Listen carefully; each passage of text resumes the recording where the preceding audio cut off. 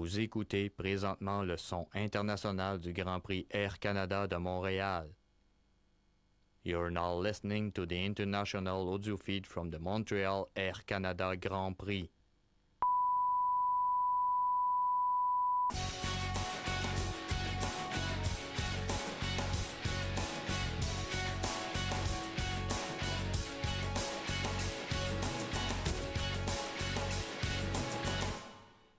Vous écoutez présentement le son international du Grand Prix Air Canada de Montréal. You're now listening to the international audio feed from the Montreal Air Canada Grand Prix.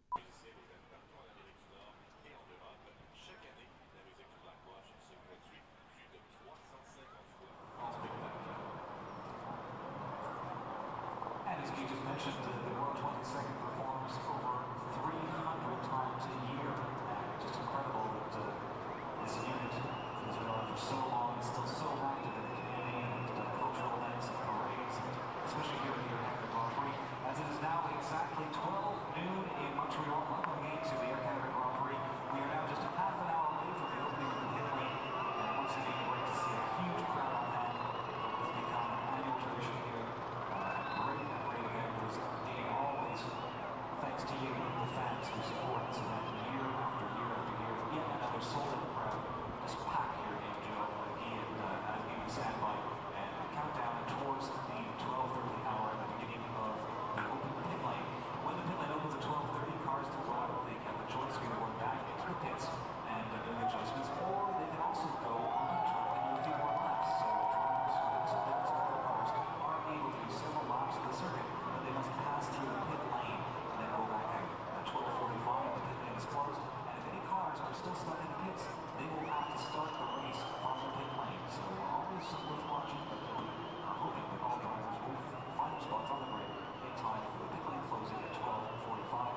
And speaking of the pit lane closing, we have a special guest, the Minister of National Revenue, the Secretary of State responsible for the Economic Development Agency of Canada for Quebec Regions, Mr. Martin Cochon, will be riding in the safety car for the closing of the pit lane. Alors, comme le mentionnait Joël, nous aurons un invité spécial pour la fermeture des prix qui se fera à 12h45. Le ministre de l'Économie nationale et secrétaire d'État responsable de l'Agence de développement économique du Canada pour les régions du Québec, M. Martin Cochon, participera à la fermeture des prix à bord de la voiture de sécurité. Il est présentement midi 2 minutes. Je vous rappelle qu'à midi 30, les prix ouvriront pour une dernière fois pour permettre aux pilotes de faire d'ultimes ajustements avant la tenue du Grand Prix à 13h. On aura donc une période de 15 minutes pour vérifier si les réglages choisis pour la voiture sont bien les bons, s'il n'y a pas quelques détails à ajuster encore avant le début de la course. Et à midi 45, on procédera à la fermeture des prix, comme on vous l'a dit tantôt, avec la présence de M. Cochon. On voit que les Red Girls de la piste avec William Matuzia et le 22nd and the Red Girls now back towards the paddock area as again we count down towards the actual opening of the pit lane. Just a reminder again that we are expecting an incredible race with the two Schumacher brothers in the front row and Jean-Philippe Ryan Kovar. Many of you can cheer on different teams. You see the flags of different countries and different drivers all through the grandstands. A lot of red up there again. So a couple of Ferrari fans exactly, because it's a very red audience just across from us on the golden grandstands, a bit more red than white. Évidemment, un public qui est fortement vendu à la cause de Ferrari ici à Montréal depuis bien des années. Depuis en fait 78, les premiers moments du Grand Prix sur le circuit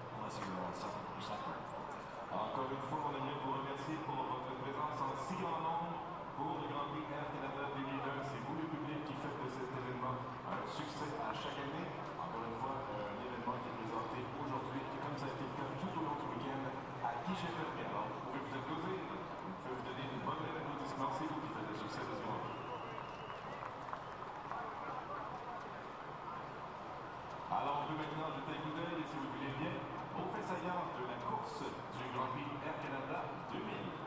And now to refresh your memories, a look back at what was an incredible last year's Air Canada Grand Prix, the year 2000. Dimanche, les pilotes traversent l'Atlantique pour disputer à Montréal le Grand Prix Air Canada. Avant le départ, des problèmes pour Coulter. Les mécanos travaillent sur sa voiture alors que s'annonce le tour de formation, ce qui lui fait une envie de pédale. Malgré tout, il est à sa place pour le départ à côté de Michael Schumacher. L'Allemand, meneur du championnat, est encore une fois en très grande forme. Aux premiers instants de la course, Jacques Villeneuve fait aussi excellente figure. Parti sixième, il remonte jusqu'à la troisième place. Schumacher est pourchassé par Coulter.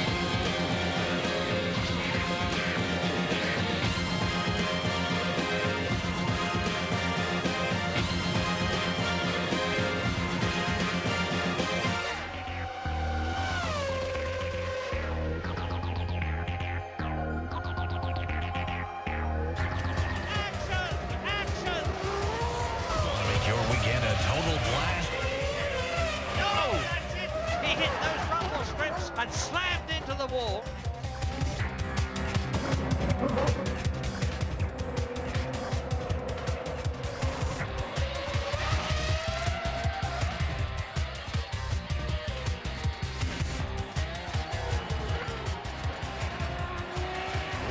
Prix Street Festival. Michael Schumacher is going to improve on his time. A searing 1 minute 15.782. Barrichello and Heidfeld play the Montreal Wall game. Schumacher on pole, part of the spectacle that's filled the Gilles Villeneuve circuit to bursting point.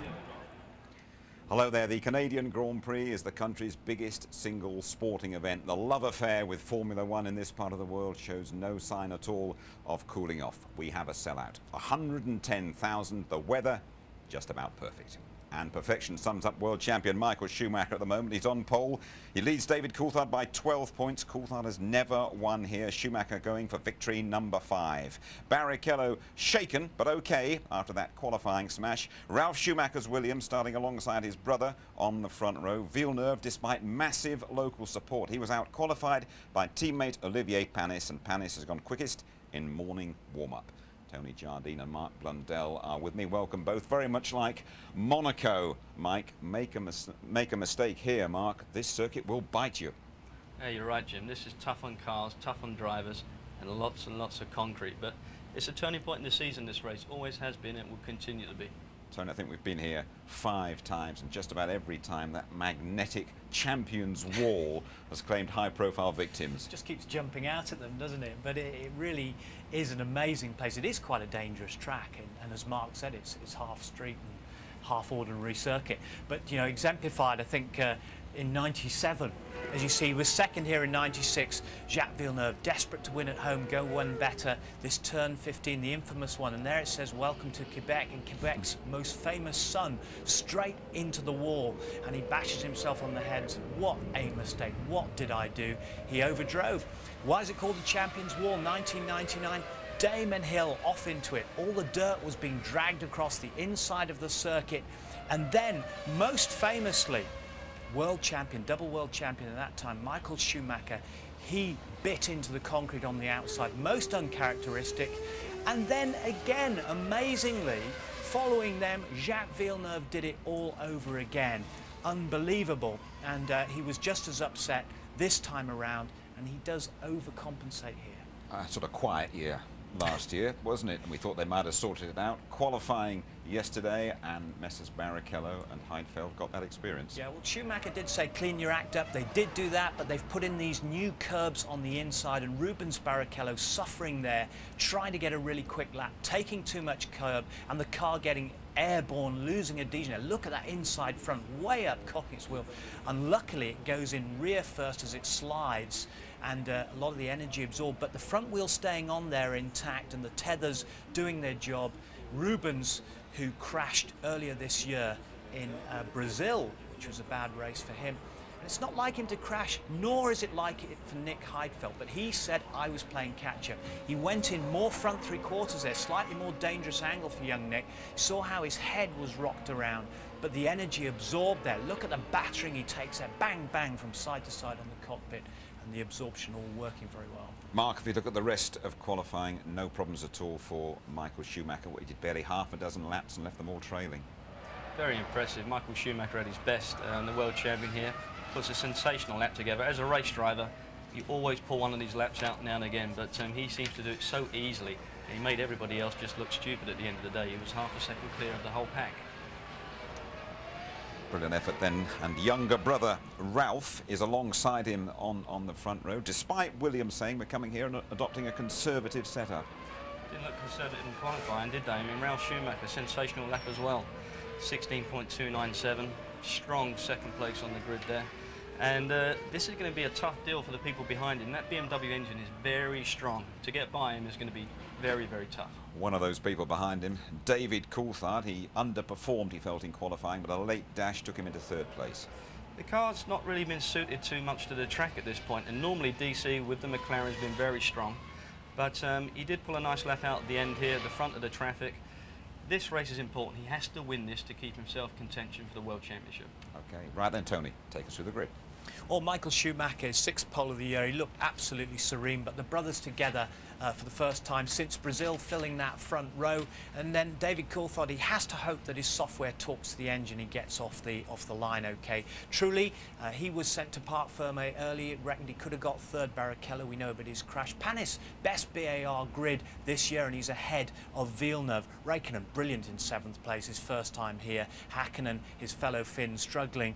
Villeneuve alongside Montoya. Battle of words between those two. Battle of the Dodgems, and they've had a warning from Charlie Whiting as well to behave. Heidfeld, who you saw crash. Zonta in 12th place, a return for him. The test driver Jordan taking over for Heinz-Harald Frentzen, who's still got a headache after his Monte Carlo crash. Irvine not so good, the package here, and the tyres not working quite so well.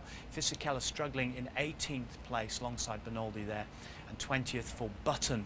He's struggling as well in the Benetton with the Renault engine, which we suspect is turned down on power again. Marquez and Alonso on the back of the grid.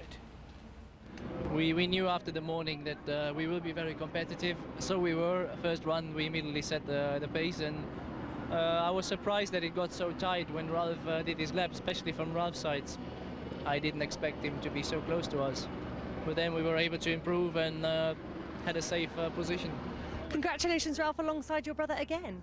Yeah, I mean, especially after the 2 days of free practice we had and the pretty poor results we had in the first few days and a few trainings. I think we are a bit surprised that we are all of a sudden there, but I think we got the best out of our package, and some others seem to struggle a bit to do so. It was a messy session, so I don't think we got the most out of the car, but I still think the Ferrari qualifyings would have been beyond us. That's something that they've shown this year. They've tended to be a little bit stronger in qualifying possibly than we have, so not a big surprise there, but it's really just an unknown how good we can make the car for race conditions. Not a good afternoon, actually a horrible one. I guess frustrating is the word. It is frustrating because it's a track that I enjoy so much. It is a place that I enjoy so much, and maybe God is reserving something for me. And race starting in 35 minutes time. I would think Ferrari are probably sitting back and enjoying the battle between McLaren and Jaguar for the services of Adrian Newey. Newey accepted as the top designer in Formula One. What's happened so far is that Jaguar announced he was going to join them next year. McLaren then said he is staying put with them as technical director, and now it's all in the hands of the lawyers. Personal friendships being tested to the limit. James Allen reporting. Adrian Newey and Bobby Rahal go back a long way, 17 years in fact, to when Newey engineered Rahal's victory in the Indianapolis 500. Ever since Rahal's arrival in Formula One, there's been speculation he would woo Newey to Jaguar, and for 48 hours he thought he'd pulled it off. It's a sad tale of double dealing and a shattered friendship. Adrian was excited. We had dinner on Tuesday night, and after signing it, and went to a restaurant in Ascot and drank some champagne and everything, excited about the future. And yeah, I mean, I felt that I was very pleased with the commitment that he was willing to make, and because I understood it to be a big change for him. But it was a change that McLaren weren't willing to accept, and they forced Newey to go back on his word. Rahal was gutted. Tremendously disappointed because friendships are based on trust and good faith and you know, caring, I suppose.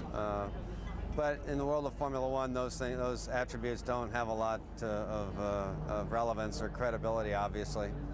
I think they do in life. And so personally, I'm very disappointed, but I'm a big boy, and you know, life's full of disappointments. As Adrian expressed, he was not comfortable with changing his mind, as was expressed in his quotes in our press release. He apologised for changing his mind, but that is simply what he did. And he is a very focused, talented, highly talented and motivated individual. From the day I worked with him, I thought he had something very few designers, engineers have, and that's intuitiveness, you know, that he could. It separated him, to me, from everyone else. That maybe a Colin Chapman had it too, I don't know, I never worked with him, but when you drove for when you had Adrian Newey as your engineer, you felt you could move mountains. It's hard to see how this saga can end well. It could end with Newey being blocked from working for either party. One thing's for sure, Jaguar and McLaren will fight over him to the bitter end. Tony, he's a £4 million a year property. You know Adrian Newey very, very well indeed. How do you think he's going to react to all this? Well, I think very badly. I think he'll take it very badly. He's not only caught in the crossfire, but he's probably very bruised right now and sort of hurting quite badly over the thing. What we're going to remember is that, you know, Ron Dennis is going to protect what he's got as well. He's a very persuasive individual. There are rumours that, you know, behind locked doors for 4.5 hours. And, you know, Adrian will have taken a verbal battering from Ron, trying to keep his man quite legitimately, but he won't be feeling good about it at all. Ron battling to keep hold of him. It's Ron Dennis's position to secure the best, retain the best, and he needs that for his technical partners like Mercedes-Benz because of the investment. He also needs it because he needs to get the best drivers available, and they're only going to go with the best designers. He's so valuable because so many people have driven cars to World Championships in cars designed by him. Yeah, but you see, he's at the level of a top Grand Prix driver because he can make the difference. You have a good driver, you can make him even better by designing such a superb car. That's the brilliance of Newey. Okay, thank you, Tony. We have pinpointed the hazards of the Welcome to Quebec wall at turn 15. Let's check the other key areas of this Gilles Villeneuve circuit. Fast straights, 200 miles an hour they go, slow corners, a big physical test. Mark and Martin Brundle, well, they've been taking a little drive round. So, Marky boy, down to the first turn then. Pretty tough corner. Tough corner, but we're just past 100 board. That's where we're going to be braking during the race. You know, 190 miles an hour an entry to this corner, about 160, 155 maybe for the beginning of the race when they come for turn 1. Difficult though at the start, isn't it? Everybody focused on the same piece of tarmac at the same time. It tends to concertina up through the field, and we see a lot of incidents in here on the first lap. Well, we're all trying to get the same racetrack, and we've seen it time and time again at Montreal. Turn 1, there's always been an incident. And really, look how tight it is. There isn't a lot of road, is there? The runoff's small. We're going to see smoking tyres and, for sure, an incident during the weekend. Crucial corner, you've got to straight afterwards, and you've got to get the power on nice and early. But what a brilliant natural theatre to watch a Formula One car and driver at work. Yeah, great atmosphere in Montreal. Of course, this is not a permanent road course. It's actually like a temporary track in a park environment. They put it on specially for the Grand Prix, but it is a great place. Look at the backdrop of the city. You've got the water next to you. We don't get to see any of that in a Grand Prix car, but it's great to enjoy it now. But it's all about these chicanes, big braking, a lot of traction, a little bit of understeer's nice on the way out of some of these corners. They all tend to open up and give you a bit of freedom, don't they? They do, but you know, when we're in the cockpit of a race car, you come into like the entry for here, it's blind. You can't see when you turn in, so you've really got to pinpoint, get your apex, and be nice and crisp on the exit. And every time you come to an exit, 9 times out of 10 around Montreal, you're facing a concrete wall.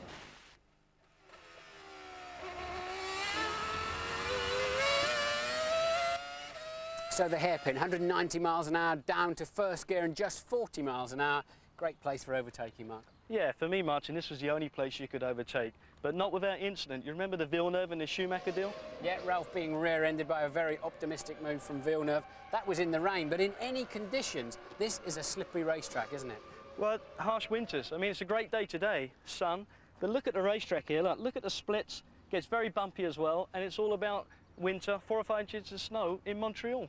Yeah, so then you've got to somehow find some grip on the way out, put your 800 horsepower down, but with today's technology, it's a lot easier for the drivers in the traction zone. Well, traction control does it all for them now, but at the same point, yeah, you're right, 800 horsepower, right foot, it's all about exit, all the way down to that last chicane, and you've got to get it precise and carry the speed.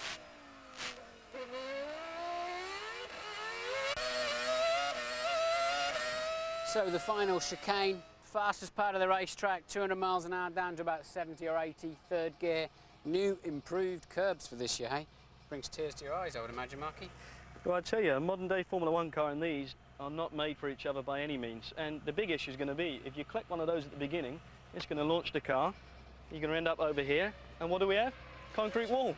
Despite some of the finest technology in the world, a Formula One car will not turn when it's flying through the air, and Nick Heidfeld demonstrates it's a very painful accident when you take a bite out of that wall.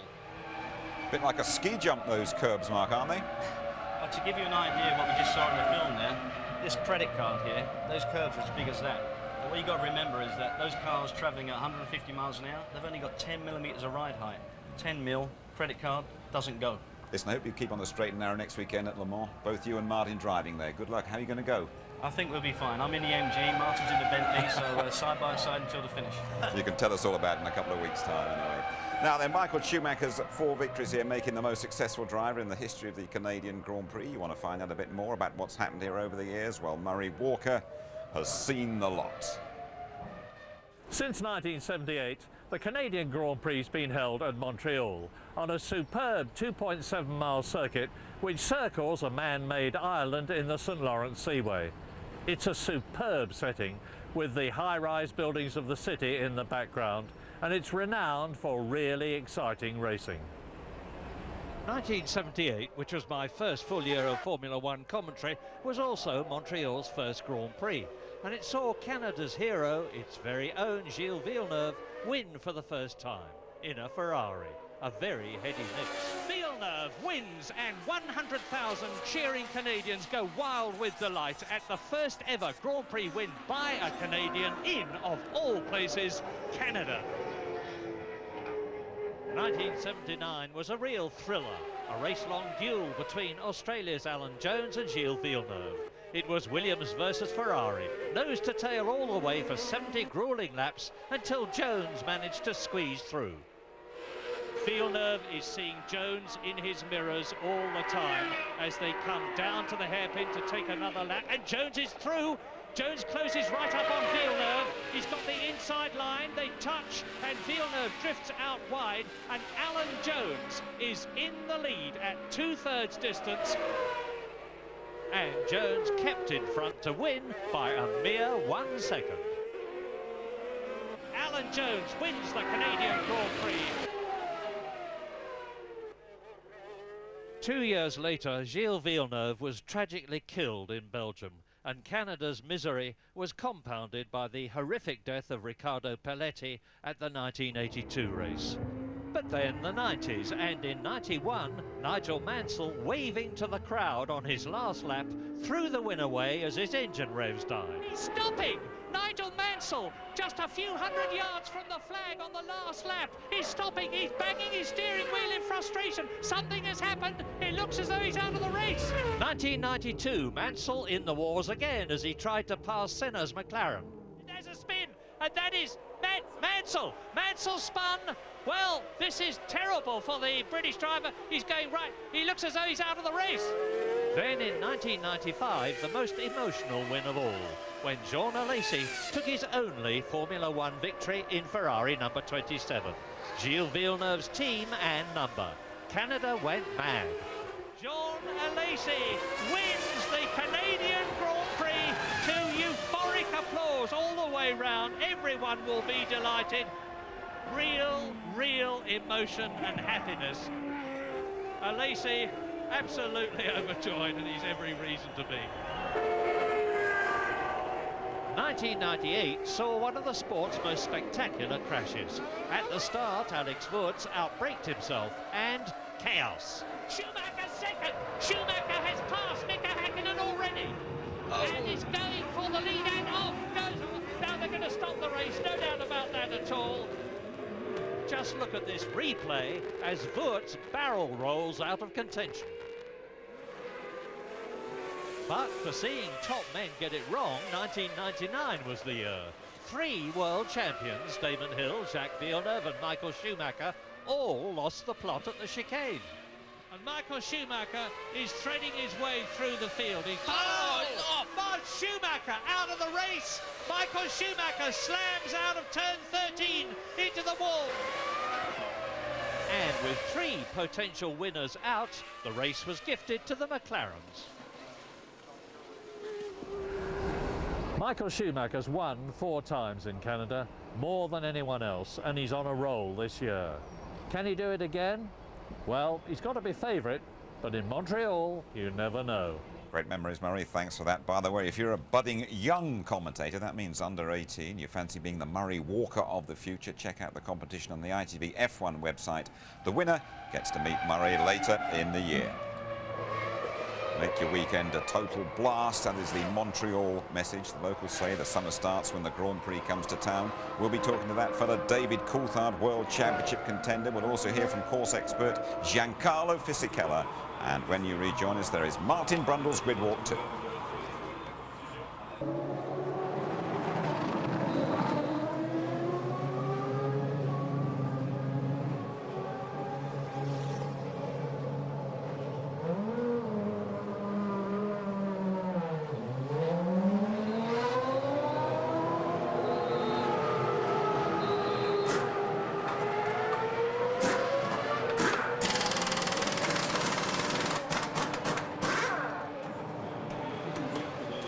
Jarno Trulli, fourth on the grid.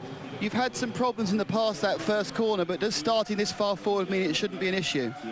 I hope so. I mean, the first corner here is it's very tight and also very slippery, so very often we have had in the past accident. I just hope that this year I can get away without problem and do a good race.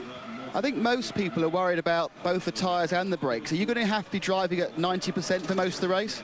Unfortunately, no. I mean, we are suffering a lot of blistering and also brakes problems, so I have to take care of them during the race. So will that mean you'd be more likely to do more stops? I don't know yet.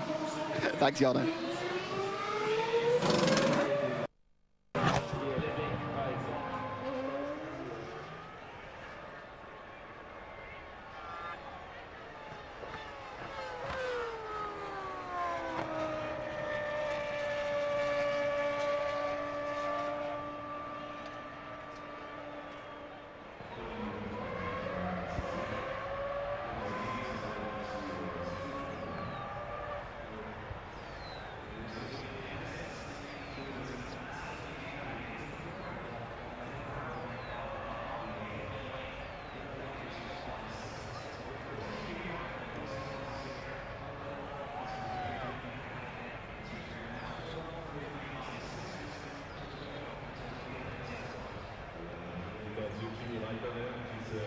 prépare tranquillement au départ de ce Grand Prix Air Canada. Raikkonen qui a réussi à devancer son compatriote Mika Hakkinen à la convergence.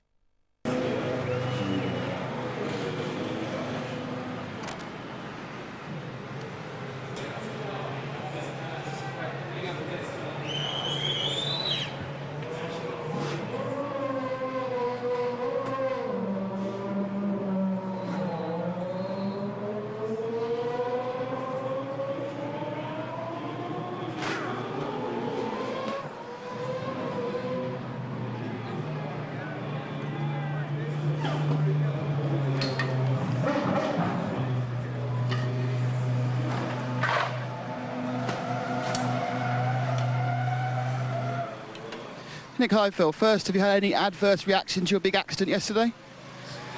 If I did have what? Sorry? Do you have any reaction to your accident yesterday? Oh, no, it's quite okay. I have a little lump here on the left-hand side, but driving I nearly don't feel it. Now, looking forward to the race, what is the key point to it? Is it just saving your brakes and your tyres? Well, I think we won't have so much problems with brakes. From what I've heard, I think other teams are more in trouble there. From the experience in the last years, there were not too many cars finishing here, so obviously for me starting only from 11th, I hope for that. Nick, best luck, thank you. David Coulthard goes into this afternoon's Canadian Grand Prix as clear leader of the McLaren team. He was ahead of Mika Hakkinen at this stage last year, but the Finns surged back into contention. This year, Coulthard is clearly McLaren's point man. But though that's good news for the Scot, the bad news is that his two launch control disasters have cost him a possible 20 points, and he now trails Michael Schumacher by 12. I would obviously prefer to be 12 points ahead than 12 behind, but you know, we've still got some good circuits coming up, and I think we've got some developments coming in the car, and you know, we're going to do everything we can to try and win the championship. Canada has not been kind to the Scot. He's always qualified strongly here, but he's never finished higher than 4th. This year, qualifying has been the problem, and he hopes the race will be a different story. I think actually this is probably my weakest performance in qualifying in all the years I've been here.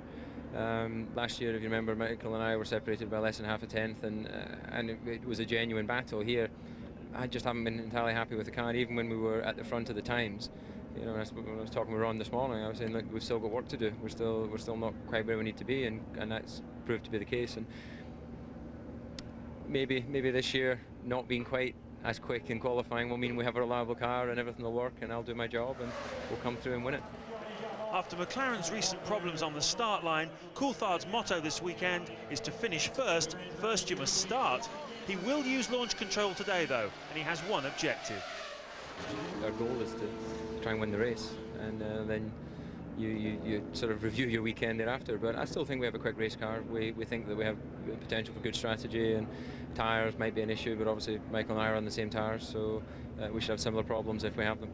He's finished every race this year in the points, and there's a steeliness about him which wasn't there in previous years. The summer races often see a swing in championship fortunes. Coulthard is very much in the hunt. Let Schumacher get any further ahead, that's for sure. In contrast to David Coulthard, this is a lucky circuit for Giancarlo Fisichella, and Benetton will take anything going at the moment. They make no secret of that. Elsewhere, though, Formula One isn't such an open book. Louise Goodman explains. There's not been much to smile about in the Benetton camp this year. Giancarlo Fisichella has fared slightly better than teammate Jenson Button and scored the team's only point of the season. But both drivers have struggled with an unwieldy mount that more often than not is trailing at the back of the field. Fisichella lines up 18th today, so a fifth successive podium finish here in Montreal will be a pretty tall order. I like the city, I like the circuit, so it's always nice to be here for me.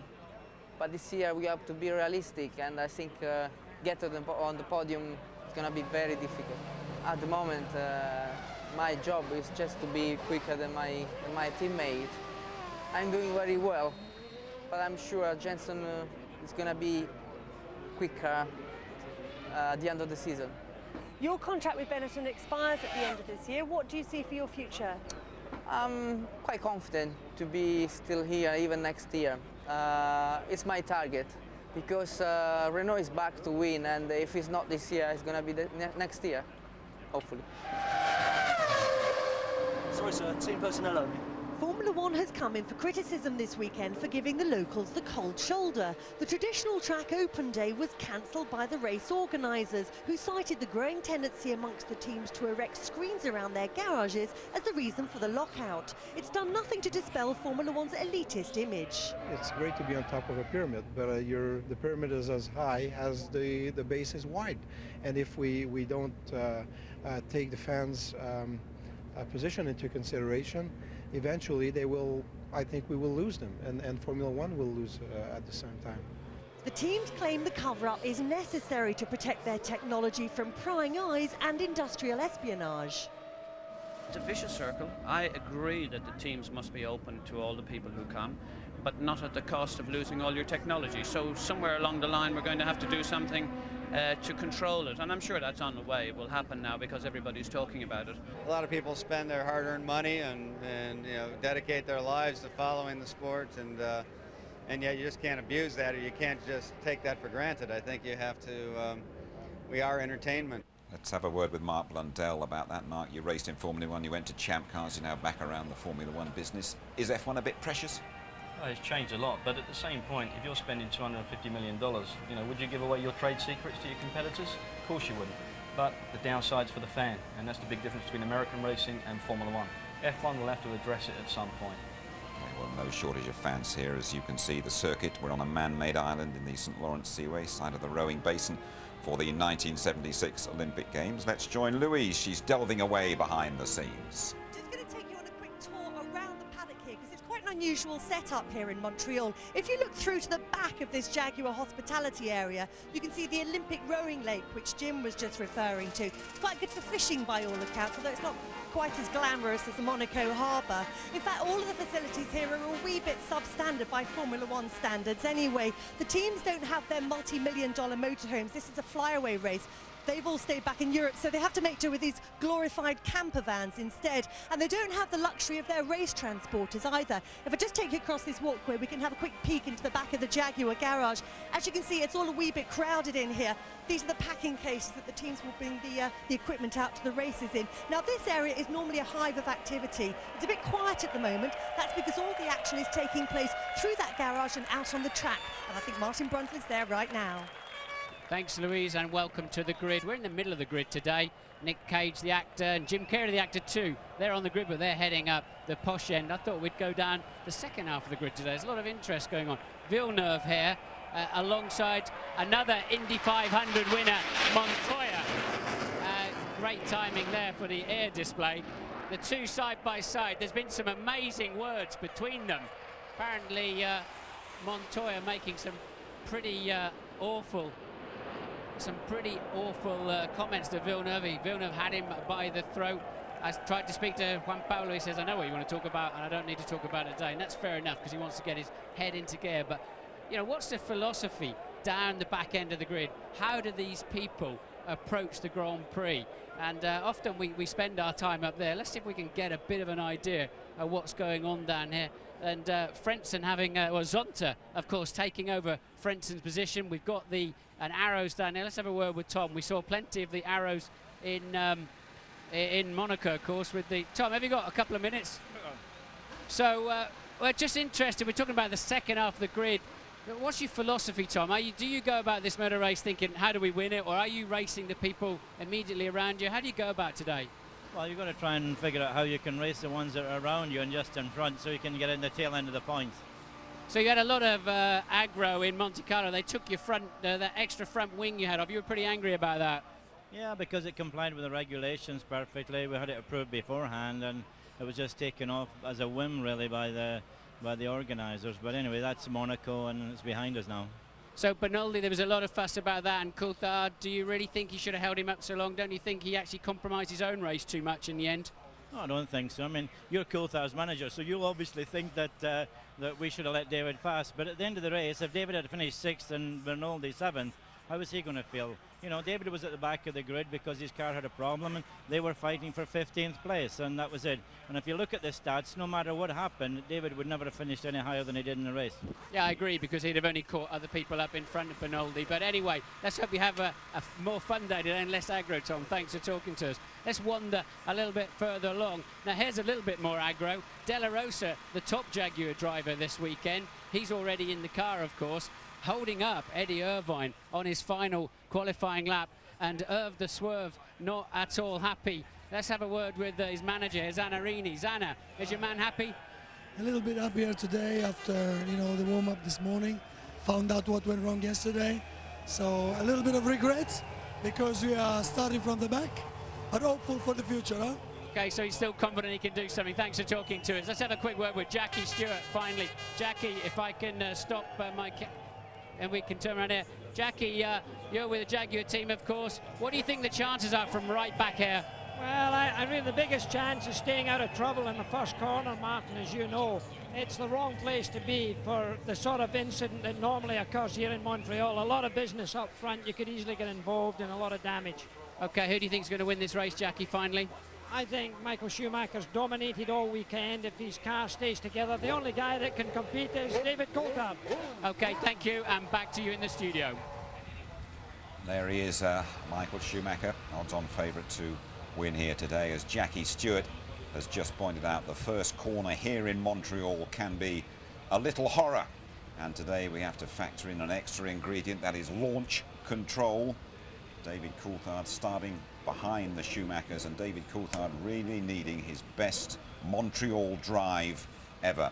They really do go at a heck of a lick here. Ralf Schumacher up there alongside his brother on the front row.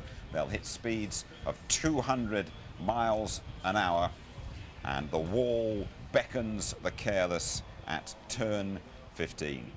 We're almost ready to go then. The Canadian Grand Prix is coming up for you very shortly.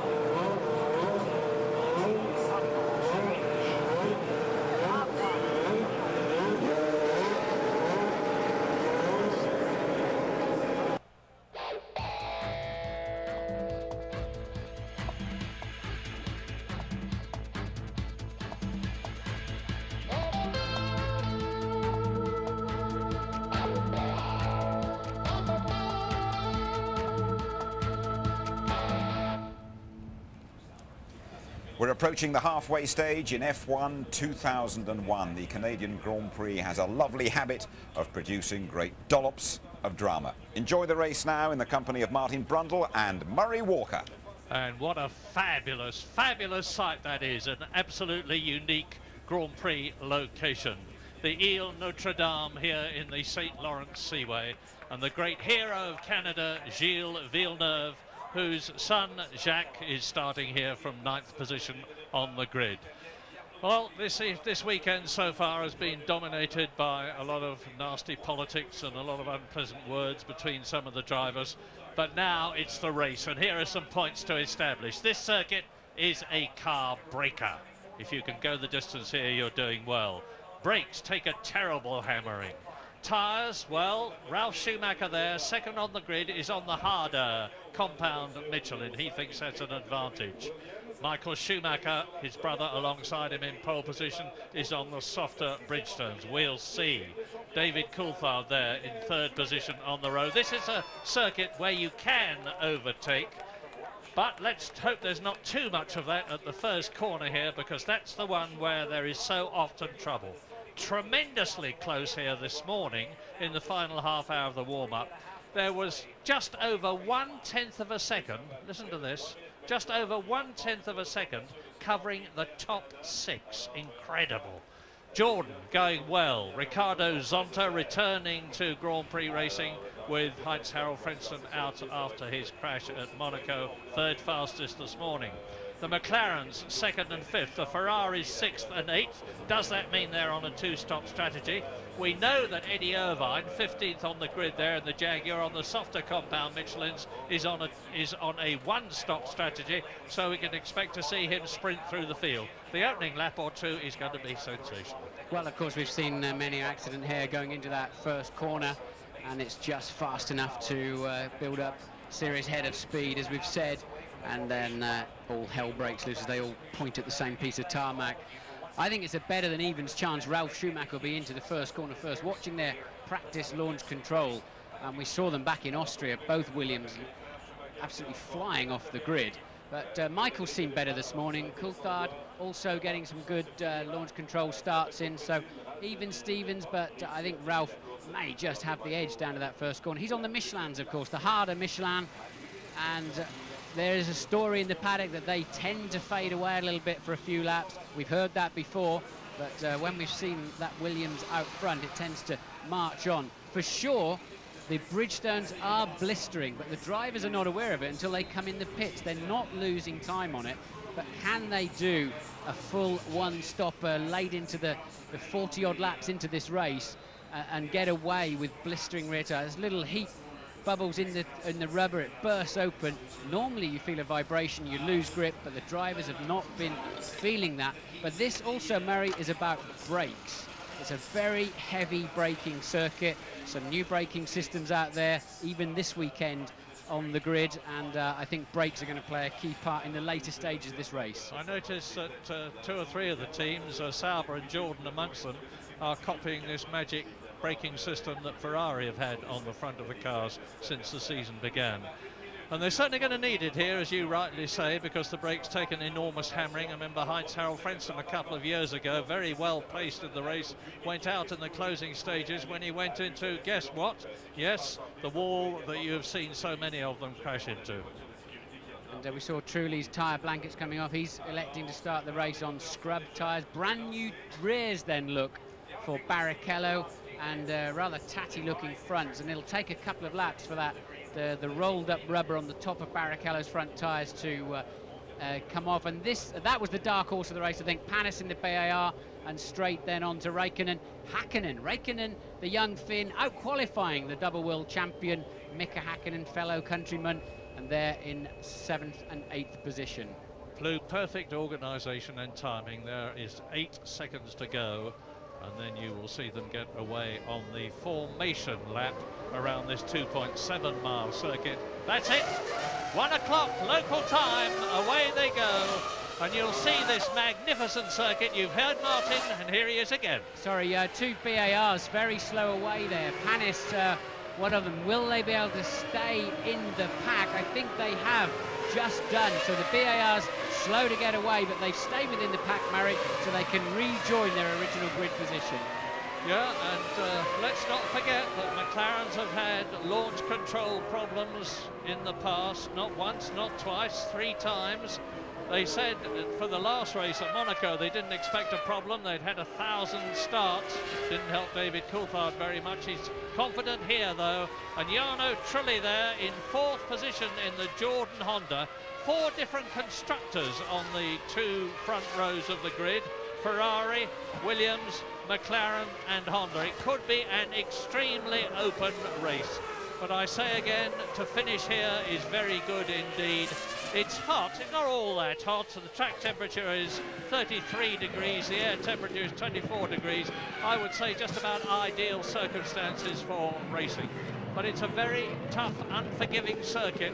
The Armco is further away than it is at Monaco, but it's still mighty close. It's like driving through a vast steel tube. And they've got to watch those concrete curbs at the end of the lap. There are other ones of those around the track, but they're not really in play. Those 2 final bends are very much in play with the nasty curbs, and we've seen Häkkinen rip the floor out of his car twice through the weekend. And of course, over and above all of the other accidents we've shown you earlier in the programme, as they fly through the air into the wall. So they'll be giving quite a lot of respect to that final chicane in the first 2 or 3 laps until they find their braking point. They'll all be carrying a lot of fuel, especially, of course, the one-stoppers. And they'll need to be sure they start edging into those braking zones instead of total commitment on lap 1. Yeah, that's the one thing we don't know about these strategies. The one-stopper should be from a lap 34 onwards, but we will just have to wait and see, and I'm sure James Allen will have some information on that later on. Ralf Schumacher 2nd on the grid. Mika Häkkinen 8th on the grid. He's got a lot of work to do. Just saw Coulthard throw something out of his cockpit. They're still forming up at the back, still warming up their tyres at the back, which they shouldn't really be doing. Practice starts are not allowed on the green flag lap, but finally then, the back of the grid forming up, Murray. Craig Pollock intent looking at his 2 drivers. Olivier Panis is 6th on the grid. Jacques Villeneuve is 9th on the grid. It is a 69-lap race. They are all ready to go. They've been a very long time held on the front row of the grid, and now the lights. When all 5 go out, the Canadian Grand Prix will be go, go, go, go! Michael Schumacher gets away, well, his brother gets away. Michael Schumacher on the inside at the left. Ralf tucks in behind him. Now, are they all going to get around? It looks to me as though we're okay so far. Yes, it's a good start for the Canadian Grand Prix. Great news, and in the lead, the Scarlet Ferrari of pole position holder Michael Schumacher with his brother Ralf in 2nd place. Look at the way that Schumacher, Michael, is already starting to pull away, and David Coulthard still in 3rd position where he started, followed by Trulli, followed by Barrichello. Crucial then for Michael Schumacher. Ralf made up the 4 or so metres he was behind, but could not go round the outside, and that is crucial. Michael can get away. We think Ralph's qualifying performance was exceptional, probably put his car higher up the grid than it should have been, and it's Coulthard now that faces the problem of Ralf Schumacher in the early stages. Yeah. But Martin, Barrichello has got ahead of Trulli. Rubens Barrichello in the Ferrari, who started 5th on the grid, has passed the yellow Jordan Honda of Jarno Trulli, and Trulli has now got Olivier Panis tucked up underneath his rear wing. Lap 1 of 69. Now this is the dreaded chicane. And Verstappen making a move up the inside. You see it, we just cut away, unfortunately. Verstappen then making a move on Räikkönen for 7th place. So another charge early on from the Dutchman. 3/10 of a second, the lead of Michael Schumacher at the end of that first lap. Look how closely they are packed together now. The first four round turn 2, and into the pits comes the Benetton of Fisichella. Look at that right front. He's hit something very hard indeed. That is the first retirement of this year's Canadian Grand Prix. Giancarlo Fisichella out, and the two Ferraris, the Williams and the McLaren of David Coulthard, are 1, 2, 3, 4 together at the front, with Barrichello making the pace at the moment. Yeah, Barrichello very fast and already harrying Coulthard. Be interesting to see the fuel loads, but Barrichello then appearing. He had a bad grid slot, as we know. Maybe he's running a bit lighter to try to make up in the early stages, and that's worked out well so far, already clearing truly, as you point out. So Schumacher 0.3 ahead at the end of the first lap, closely followed by then a Jaguar and Eddie Irvine out, and one of the Saubers, didn't see which one. It's Heidfeld, Nick Heidfeld. They were together on the previous lap. They were 11th and 12th. Maybe Heidfeld was trying to get past Eddie Irvine, I don't know, but whatever, they are both out of the race, so that's 3 cars out. Heidfeld, Irvine and the previous retiree, and over the line they go. Now that is into the third lap. Michael Schumacher has increased his lead to 7/10 of a second, but over the first 4 there are only 1.7 seconds, with a gap developing between Barrichello, who is 4th, and Jarno Trulli 3 seconds behind in 5th place. Yellow flag, waved yellow flags, and Marshall's on track. How much will the drivers yield? Not much by the looks of it. They're still pretty much on the gas, and here we're going to see the start. I'm not sure what we... Oh, and that's Villeneuve not getting away. Is that the green flag lap that I told you about, the BIR slowway? Yeah. Yes, it is. I think that's a replay of the green flag lap, actually, although Villeneuve is... where is Villeneuve in the race at the moment? 13th at the present moment, but behind Pedro de la Rosa. So just one Jaguar out, and that's very tough indeed, because Irvine has been going... That's what happened to Fisichella. He was hit, he bumped into his teammate, Jenson Button, as Bernoldi went through on the inside of the chicane and straight down the pit lane. It couldn't have happened in a better place or a worse place as far as Fisichella's concerned. And look at Barrichello shaping up for a nice slipstream on Coulthard. Now he has the right position too, so Barrichello probably with a bit less fuel, making it work beautifully and quite easily then past the McLaren in the early stages. Barrichello on the move. Yeah, don't start getting depressed, you McLaren fans, because it could well be that Rubens Barrichello is on a light fuel load and that David Coulthard is on a heavier fuel load, and we know that the McLaren is extremely fuel efficient. They demonstrated that at Monaco, and David Coulthard could well be just held up momentarily, just losing 1/10 of a second here or there because he's in a heavier car. But whatever, Barrichello is certainly searing through the field. He's closing right up now on Ralph. And that was a replay then. It looked like Irvine tagged the back of Heidfeld as they were in turn 8, and the pair of them straight into retirement. So Barrichello closing quickly in then on Ralph Schumacher. Fastest lap of the race, Ralph Schumacher. He's just gone round in 1:20.7, and that compares with the lap record. It's 1.7 seconds off the lap record held by Mika Häkkinen last year. And Schumacher, Ralph, is closing a little on his brother, but it looks to me as though Michael's got things well under control. So it is Michael Schumacher, Ralph Schumacher, Barrichello, Coulthard, Trulli is 5th, Panis is 6th, Verstappen is 7th. Excellent, that's excellent. And Kimi Räikkönen is 8th. Bits of Benetton bodywork flapping around as they break into the final corner. That can easily puncture your tyres. But Barrichello then a new fastest lap by a long way, a 1:19.9, and Michael sitting pretty. He's got his brother and he's got his teammate between himself and his main championship contender, David Coulthard. And here we see the move. Barrichello with track position, greater straight line speed, having pulled nicely out of the slipstream of that McLaren and made it stick well. And where is Mika Häkkinen, who started 8th? He is 10th. He's lost 2 places. He's been repassed by Riccardo Zonta.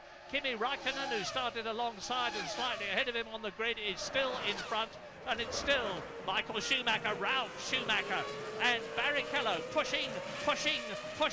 the young Brazilian who's driven for Stewart, who's driven for Jordan, of course, 2 pole positions in his career and 1 win, and James Allen has got news. Yeah, that was expected, I think, by the McLaren team. They believed that Rubens Barrichello was going to start this race on a 2-stop fuel strategy. They think he's going to come in for his first stop around about lap 26. He's carrying about 30 kilos less fuel, which is about 9/10 of a second a lap around here, advantage over the one-stopper cars, which are the ones in front of him and David Coulthard. Interestingly, just before the off, guys, I saw Ron Dennis and Pat Fry working on Coulthard's car, looking very concerned. They went up onto the pit wall to look at Coulthard's car as it went for the start. There's something, Martin saw something being thrown out, but there was a little concern there. We'll try and follow that up.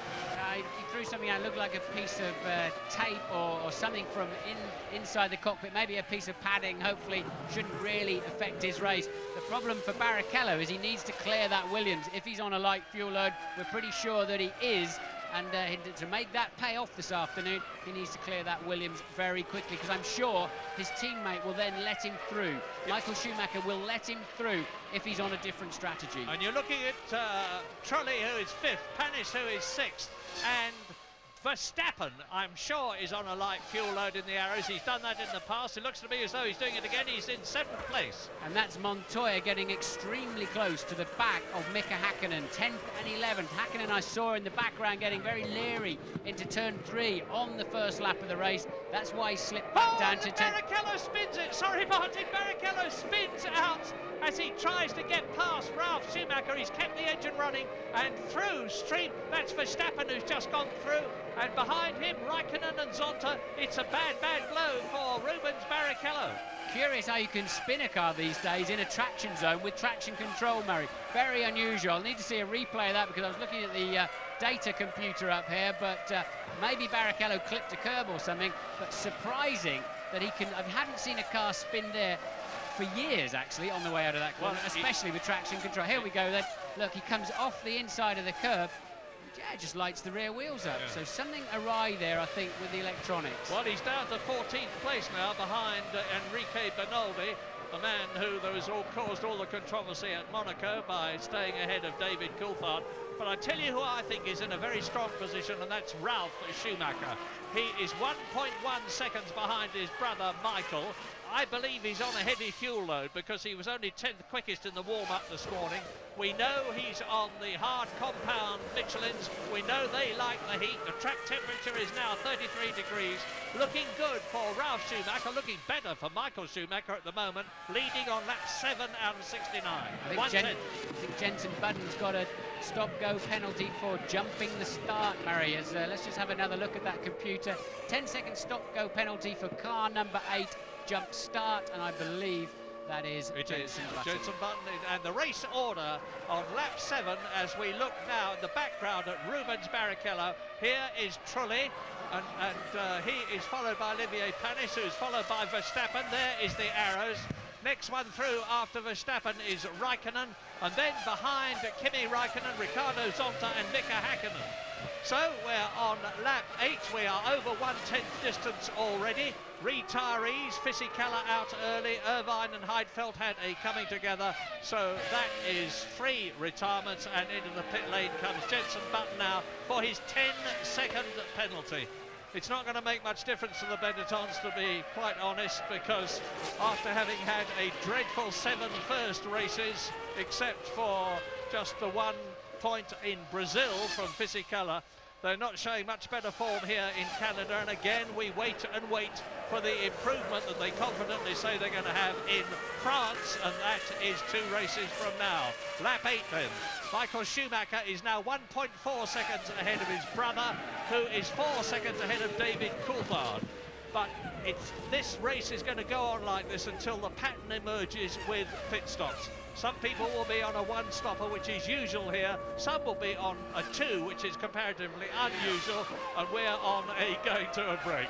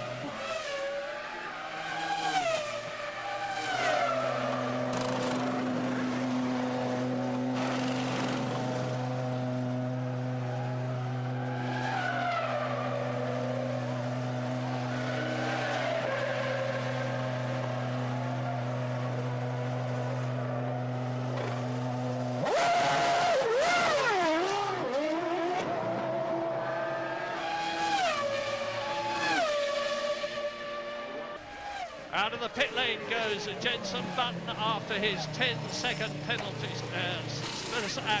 And here is Jenson Button with Michael Schumacher leading on lap 10. But watch in the background the orange arrows of Jos Verstappen.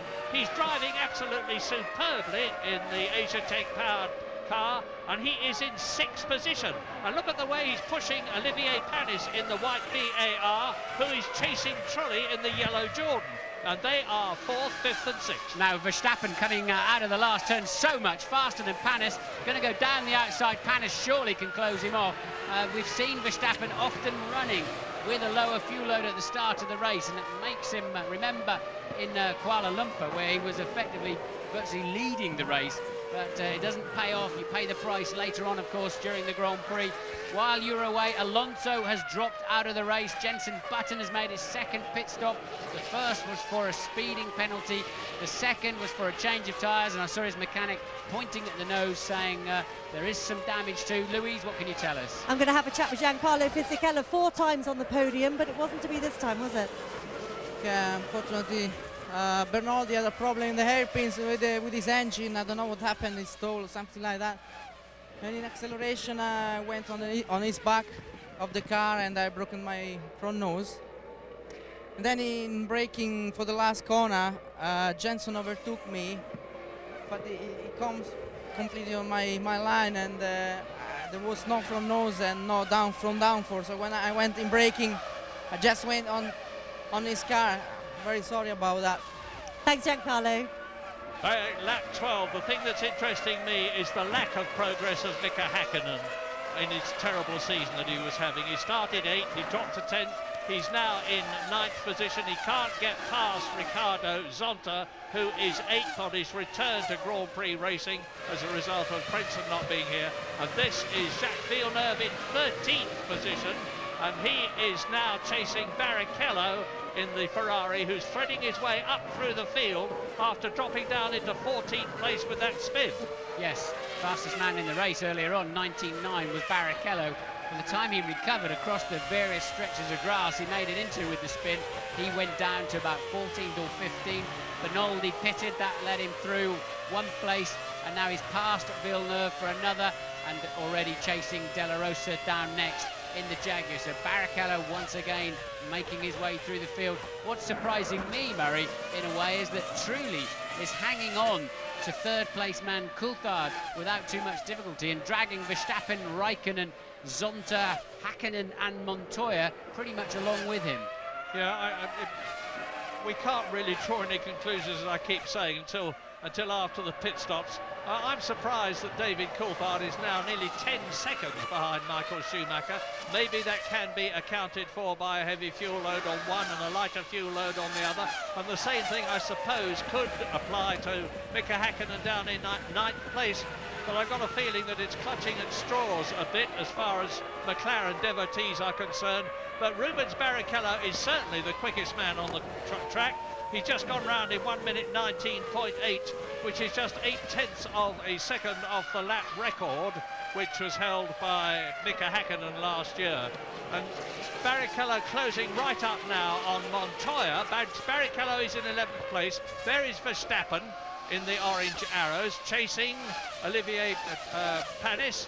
Now look back, and at the screen now, Eddie Jordan and Ian Phillips sitting on the Jordan gantry watching the race develop as Coulthard, Trulli, Panis, Verstappen, David Coulthard. He's finished in the points every race this year. Yeah, Coulthard then I think will be disappointed at this stage of the proceedings. A full 10 seconds off the leader, as you pointed out, Murray, and very much with that pack able to stay in touch with him and looking to confirm that problem. Häkkinen there really struggling along down in 9th place, but remember, we know Coulthard pitted on lap 64 in Monte Carlo. We know they can get a lot of fuel on board that McLaren, and we may see them picking up speed as the first stint goes on. And Montoya shaping up for a run. Which way will he go? And is he close enough to have a go at Häkkinen? It doesn't appear so. Barrichello's got his hands full now, trying to pass Montoya, who's trying to pass Häkkinen. But we've seen Barrichello so fast down the straights. Yeah, Pedro de la Rosa behind him in the Jaguar, but you're looking at the battle for 8th, 9th, 10th, 11th. Zonta in the yellow Jordan, Hakkinen in the silver and black McLaren, Montoya in the Williams, and here we are coming through, and lapping is the Ferrari as behind him. Ralf Schumacher still in second place, and look how close it is now. 0.8 of a second. Ralf Schumacher, as they got through the traffic, has closed right up on his brother. Now, if the Michelins do go off, and we know they do after the beginning of the race, and then come back again, and we're on to lap 14 now, as Ralf Schumacher is constantly having a look for a way past. He's probably got more power, surprising as it may seem, from his BMW engine than his brother Michael has from the Ferrari. Anyway, it is a colossal scrap. Down to just 0.4 of a second then, so Ralf a full 0.4 faster. We've got a carbon copy situation, but in reverse at the moment. You've got Michael Schumacher fending off the Williams of Ralf Schumacher. Further down, you've got Barrichello trying to pass the Williams of Montoya for 10th and 11th. But right now, this is, of course, the main race on the track. Ralf Schumacher, if he's got any tyre problems going away, I think that phase of the race is over, Murray. I think he's got a fast motor car underneath him. Yeah, lap 15 now. You can see the two leaders. There they are. David Coulthard is third, 10 seconds behind Michael Schumacher. Jarno Trulli in the Jordan fourth, Olivier Panis is fifth, Verstappen is sixth, and those three are absolutely together. Kimi Räikkönen is in seventh place, magnificent. Ricardo Zonta, a superb drive on his return to Grand Prix racing. He is in 8th position in the race, and he's ahead of and has passed Mika Hakkinen. Montoya is 10th, followed by Rubens Barrichello. And everybody up to 17th now has been lapped. Jenson Button, of course, has been in for a 10-second stop and has been lapped. Alonso is out, Heidfeld is out, Irvine is out, Fisichella is out. The brothers Schumacher exit the chicane and go through and complete their 15th lap into lap 16, and the gap between them, half a second. That was the gap between them on the front row of the grid after qualifying. It's mighty close. Well, these two brothers were in a class of their own, in my view, in qualifying yesterday, and that's certainly the case then in the race today. They've got the cars working very well, but look, what a menace Ralf is going to be for the rest of the afternoon. I don't think Michael's going to easily pull away from that Williams, and Ralf looking very secure. Michael will remember the mistake he made here and clouting the wall, taking himself out of the race, and he won't be wanting to do that. He could well do without this pressure from his little brother. Yeah, Michael Schumacher has driven in twice as many Grand Prix as his brother. He is 7 years older, but there are those that think that now that Ralf Schumacher is developing as well as he is and has got rid of the wildness that he had when he started with Jordan, he's going to be more than a match for brother Michael from now on, particularly as Williams, BMW and Michelin hone the package. David Coulthard third, Trulli fourth, Panis fifth, and in sixth position still the magnificent Jos Verstappen. When is he going to have to come in? We're on lap 15 now. If he's on a two-stop strategy, I would think he's going to stay out there for at least another 11 laps. And Bernaldi was accused of holding up David Coulthard at Monaco so that his sponsor could get the maximum amount of television coverage. Well, Jos Verstappen has done a superb job for them this year, and he's doing a fantastic job for them here in Canada. Trulli, Panis, there is Jos the boss, the very tough, pretty determined Dutchman who runs a karting school at Marseille, where he lives. And now Louise Allen has news. It's Louise Goodman-Murray with Eddie Irvine, who's finally made his way back to the paddock. Eddie, we didn't really get a clear view of what happened. What can you tell us? It's just, car felt good like it did this morning. We've made a big setup change overnight, and it's just transformed the car. And the car was back to the way we thought it should be, and trying to make up ground, and didn't do it. But the greatest overtaking maneuver on Heidfeld, and two of his touched. But I had to get stuck in. There's no option when you're 15th on the grid. Thanks, Eddie. Or even James Goodman. Sorry, Louise. Yeah, well, that's as near you're going to come from a racing driver to admitting fault. I didn't do the greatest overtaking manoeuvre. In other words, I ran into him, but at least Eddie had the good grace to virtually admit that anyway. But he was trying to make his way through the field. Ralf has been stunningly fast in the middle sector of that final, of the last lap. A new fastest lap of the race then for Ralf Schumacher that time around. The gap down, according to the computer, to 0.4 of a second. Looks a bit less than that to me now. I was talking to my wife earlier on. She said, I do hope the brothers Schumacher don't get too violent with each other. And my answer to that is both of them have said we've raced against each other for years and years and years in karts. We know where one is good and the other is not so good, and you don't have to worry. We are not going to take each other off. Well, first of all, Ralph has got to get right up with his brother before he can attempt to get past. We're on lap 18 now. Ralph Schumacher has again gone faster than anybody else has been. He's knocked 0.2 of a second off his previous fastest lap.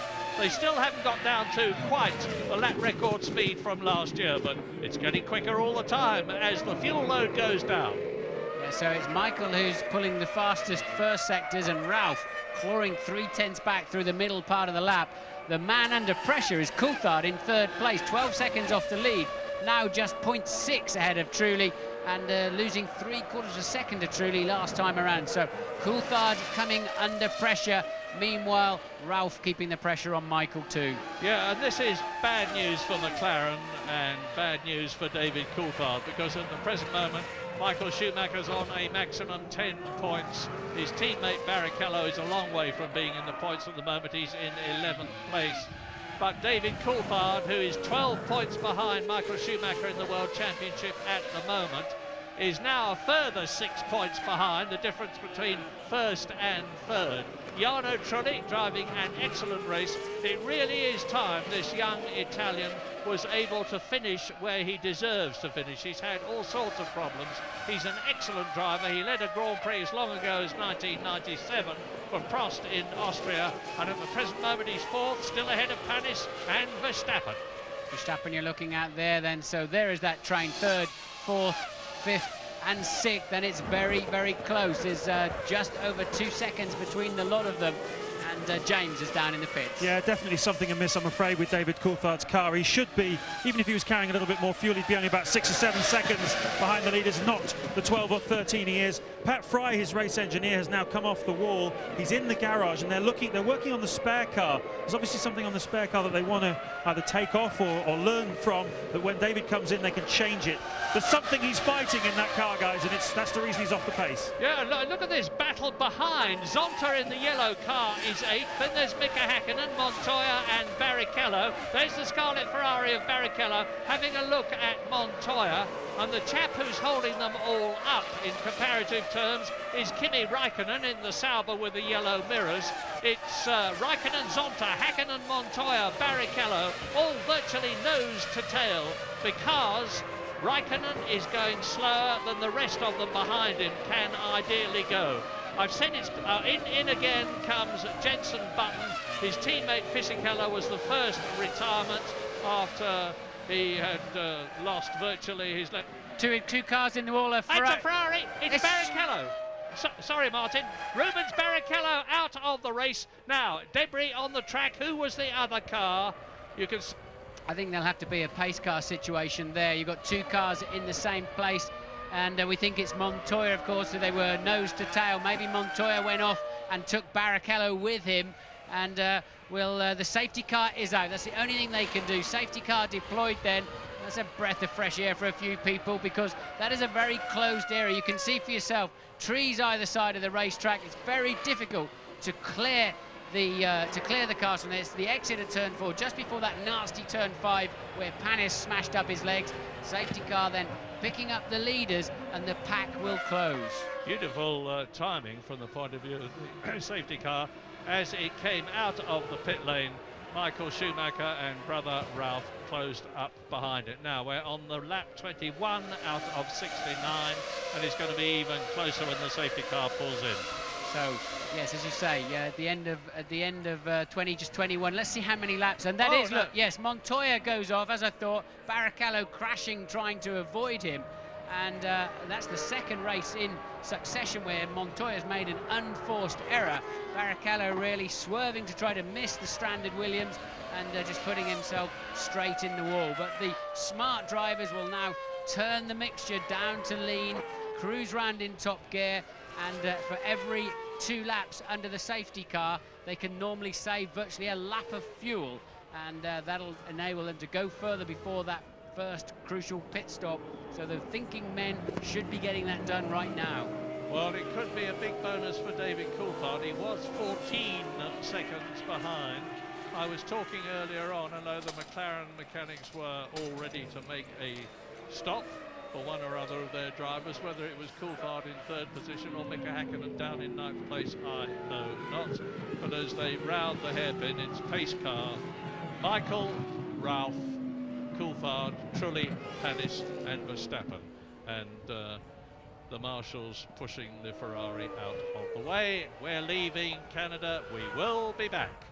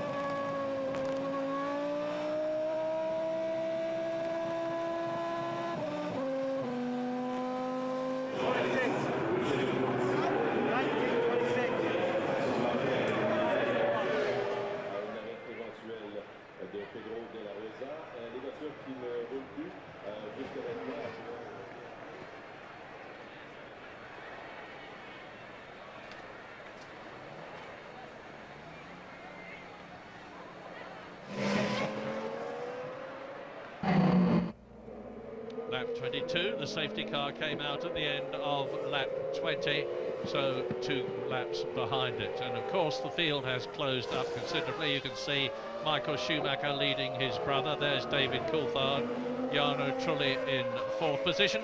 And here we go, Montoya loses the back of the Williams in turn 4 there, overcorrects, slams into the wall, hard on the brakes, but there's nothing going to happen from there. Barrichello having to spin in sympathy, really, in the hope of avoiding a car that decelerated from probably 80 miles an hour down to 0 in about 10-12 meters. Barrichello very unfortunate to get caught up in that incident. Very narrow through there. It's like a street circuit effectively around this Montreal circuit. In this lap then for the safety car, the race will restart at the end of this lap, and there we see them going through turn 4. That's where the wreckage was of the 2 cars. So a half a lap to go then. James is down in the pits. Yeah, well, David Coulthard seriously considered a pit stop during that safety car period. There's something broken in the front end of his car.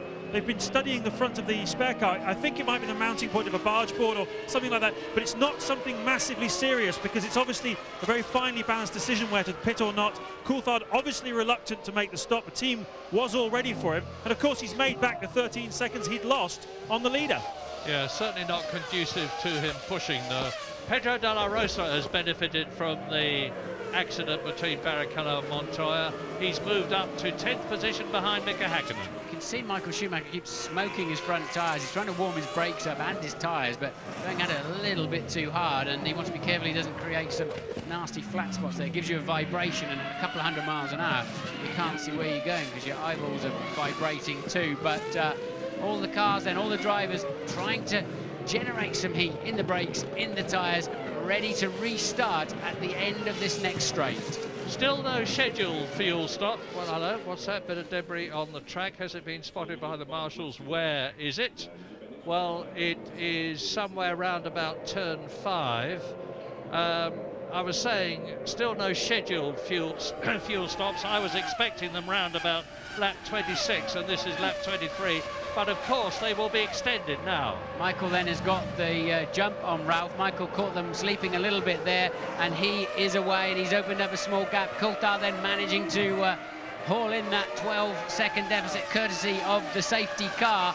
And this is slow puncture territory we're in here, because a lot of debris on the track. Two Benettons running into each other. That's Verstappen out of sixth place. Yeah, he was sixth, if you remember, and as I expected, he's on a two-stop strategy. Yeah, pity he didn't stop under the safety car then, because he's wasted that opportunity. But as I said, slow puncture territory. Two Benettons into each other, Irvine into Heidfeld, and now Barrichello and Montoya both in the wall big time. And Michael, look, making the most of this restart. Yeah, although you can't crouch in the cockpit because you're so tightly belted in you can't move, Michael Schumacher, when he's really trying, as he is now, gives the impression of crouching. His head seems to go lower in the cockpit. He looks over the side of it, and he's putting distance between himself and his brother. David Coulthard holding on, and Trulli and Panis. Between the top 5, there are 3 seconds. And remember that Ralph on the harder Michelins, although it's difficult to know whether they're harder than the Bridgestones, but clearly taking longer to get those tyres up to temperature than the Bridgestone runners that are all around him. And Michael, look, just waltzing away in the distance, and now I think we can expect to see Ralph beginning to once again close that gap. And Kimi Räikkönen for Sauber in the points again. He is in 6th position ahead of Ricardo Zonta, who is returning to Grand Prix racing with a flourish. Trulli is in 4th position in the Jordan Honda. His teammate Ricardo Zonta is in 7th place. The top BAR, which also uses the Honda engine, is Olivier Panis. And Jacques Villeneuve is having a torrid race. He's down in 10th place, not even looking like being in the points at the moment. But there are still going to be a lot of retirements. Lap 25. 2.6 seconds faster then on that opening lap was Michael Schumacher over the rest of the field. He really has got that supreme confidence when there's an unknown level of grip. We see it on a wet, dry day. We see it under all sorts of circumstances, and he's made it stick. It's a personal confidence he has behind the wheel, and that's opened him up a handsome gap. It's funny how, in comparative terms, the wheels seem to have fallen off the McLaren wagon this season, with Mika Häkkinen still struggling along in 8th position, having retired this year already 5 times from 7 races. David Coulthard, of course, has had 2 superb wins and has been in the points in every race, but he can't do anything about Ralf Schumacher, he can't do anything about Michael Schumacher, who are still racing ahead of him on lap 26 out of 69. The McLaren not looking well hooked up in the race, but I mean, clearly they have been going much faster in recent races. But Häkkinen's not at his best, Murray, when he's back in the pack like that. We've seen this quite often from him. He doesn't seem to like necessarily charging through the pack at all times. On other days, we see some stunning performances from midfield, and Bernaldi then out of the race. Yep. Mika not at his best when he's having to charge, as you rightly say. So that's yet another retirement. That leaves 14. And the last car now is Jos Verstappen after his pit stop. He is the only driver in the 14, with the exception of Tasso Marquez in the Minardi, who has been in unseen by us. We're on lap 26. Here is the order after the safety car has returned, and you can see they're getting pretty spread out already. Ralf Schumacher 2.5 seconds behind his brother and 1.5 seconds ahead of David Coulthard. You can see how close Trulli is behind him, and Panis is behind Trulli, and that's down to 5th position. Kimi Räikkönen is 1.5 seconds behind Panis, still in the points, 6th position. Zonta is 7th, Häkkinen is 8th, De La Rosa in the Jaguar is 9th, Jacques Villeneuve is 10th. Michael Schumacher, a new fastest lap at 1:19.4. He was over half a second faster than anybody else. But Ralph now pumping them back in a 19.3. He is able to respond now that his tyres are up to full operating temperature. So Ralph then has got a 2.4 second gap to close down And if the performances are the same as in the first part of this race, pre the safety car, Ralph should now start closing in again on his brother. Yeah, perfect example of the fact that as a racing driver, it's not all reflexes. You have to think a great deal, and Ralph Schumacher had to remember that he mustn't overcook things on the Michelins. He's got to let them come up to the right operating temperature, which they now have undoubtedly done. 2.4 seconds, the reduced gap between the race leaders, Ferrari and Williams BMW. And still the McLaren of Coulthard is third. We saw Raikkonen under braking for turn 8 and see the black dust coming out of all the cars. A lot of black dust coming out of the Sauber. I hope Raikkonen still has some brakes left towards the end of the 69 laps, but now you can see the pack beginning once again to spread out. Where's Ralph this time around? So far, he's about a 1/10 of a second up on this lap as Verstappen then, who made that pit stop just after the safety car came in the pits. He is now, he's just taken 13th place back. So Jenson Button is out of the race, of course, so go through the retirees. Montoya crashed out, unforced error. Barrichello falling off in sympathy, nowhere to go. Button, technical problems. His teammate ran into him early in the race. Alonso just pulled off. Heidfeld out when he got pushed from behind by Eddie Irvine, and Fisichella running into the back of Button early on. And that is the retirees of the race so far. And Ralph Schumacher has got the gap down to 2.2 seconds as you look at Panis, followed by Raikkonen, Zonta, Hakkinen, Della Rosa, and somewhere down the road, Villeneuve. Yeah, don't relax, Michael, says Ralph, because I am after you. 2.8 seconds, 2.6 seconds, 2.4 seconds. It's now 2.2 seconds because Ralph Schumacher is lapping consistently 0.2 of a second faster than his brother. Now, whether this is because Michael knows exactly what the score is and is pacing himself just where we're not yet up to halfway through the race. Lap 34, 35 is going to be half distance. We're on lap 27 now. Look at Della Rosa shaping up to the back of Hakkinen, coming down into there's Della Rosa, pulls out of the slipstream now. Will he be able to go up the inside? No, not able, not confident to step on the brake pedal that late. Hakkinen then maintaining 8th position. Yeah, Mika Hakkinen's problem, of course, is that he wants to get past Riccardo Zonta whilst he stops Pedro de la Rosa from doing the same thing again. Off goes Luciano Berti in the Prost, well down in the field. He's 12th out of the 14 runners that are still going round out of the 22 who started. And Bertie's teammate, Jean Alesi, in the other Prost, is only one place higher up the field in 11th position. 14 cars left, 22 started. You can see how close it is. This is a typical Canadian Grand Prix. We see more nose-to-tail racing. So then the two Schumacher brothers up front, and they're in a class of their own. Michael's just done a 1:18.9 now. 19.0 for his brother. They're over a second faster than anybody else on the racetrack. Coulthard just edging 0.9 of a second ahead now of Trulli. That was the yellow Jordan of Zonta you were just looking at, still maintaining his position ahead of Hakkinen Della Rosa. That's a new lap record then for Michael Schumacher, the first under 1:19 here at the Circuit Gilles Villeneuve. And Ralph Schumacher goes faster again. He's got it down. It's still maintaining that 0.2 of a second advantage. He's just gone round in 1:18.6, which is nearly 0.3 faster than his brother. And the gap is now down to 2 seconds. And just as Ralph Schumacher closes up on his brother, he pulls away from David Coulthard, who is now 8 seconds behind Michael and 6 seconds behind Ralph. And he's only half a second ahead of Jarno Trulli. We heard from James Allen that there is some problem at the front of the car. Don't know exactly what it is. It doesn't seem to be slowing David much, but it is undoubtedly slowing him. But Michael, look at this. We know how reliable the Ferrari is. It seems to be virtually bulletproof. He's very, very seldom had trouble for the last 3 or 4 races, which takes him out in terms of engine, gearbox, suspension, or the other things. Louise Allen, what is it? With Juan Pablo Montoya. Juan Pablo, your second race when you've gone out with an accident in a row. Just tell us about that one. I don't really know what happened. It was very strange, you know, like I know Monaco made a mistake, but here, you know, I was doing exactly the same every lap.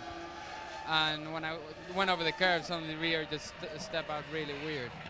Now, you collected Rubens in that one. Did you have a chance to chat with him on the way back? Yeah, I didn't really touch him or anything. When he saw I was going wide, I think he went very early in the power, and the car just stepped out as well. Thanks, Juan Pablo. Back to Murray Brundle. I'll get it right next time, Louise. Into the pits comes Pedro de la Rosa, loses a place, of course. Shauna Lacey goes past it.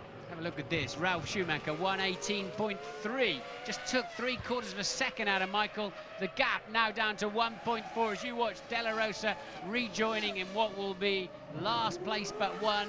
That'll be 13th then for De La Rosa.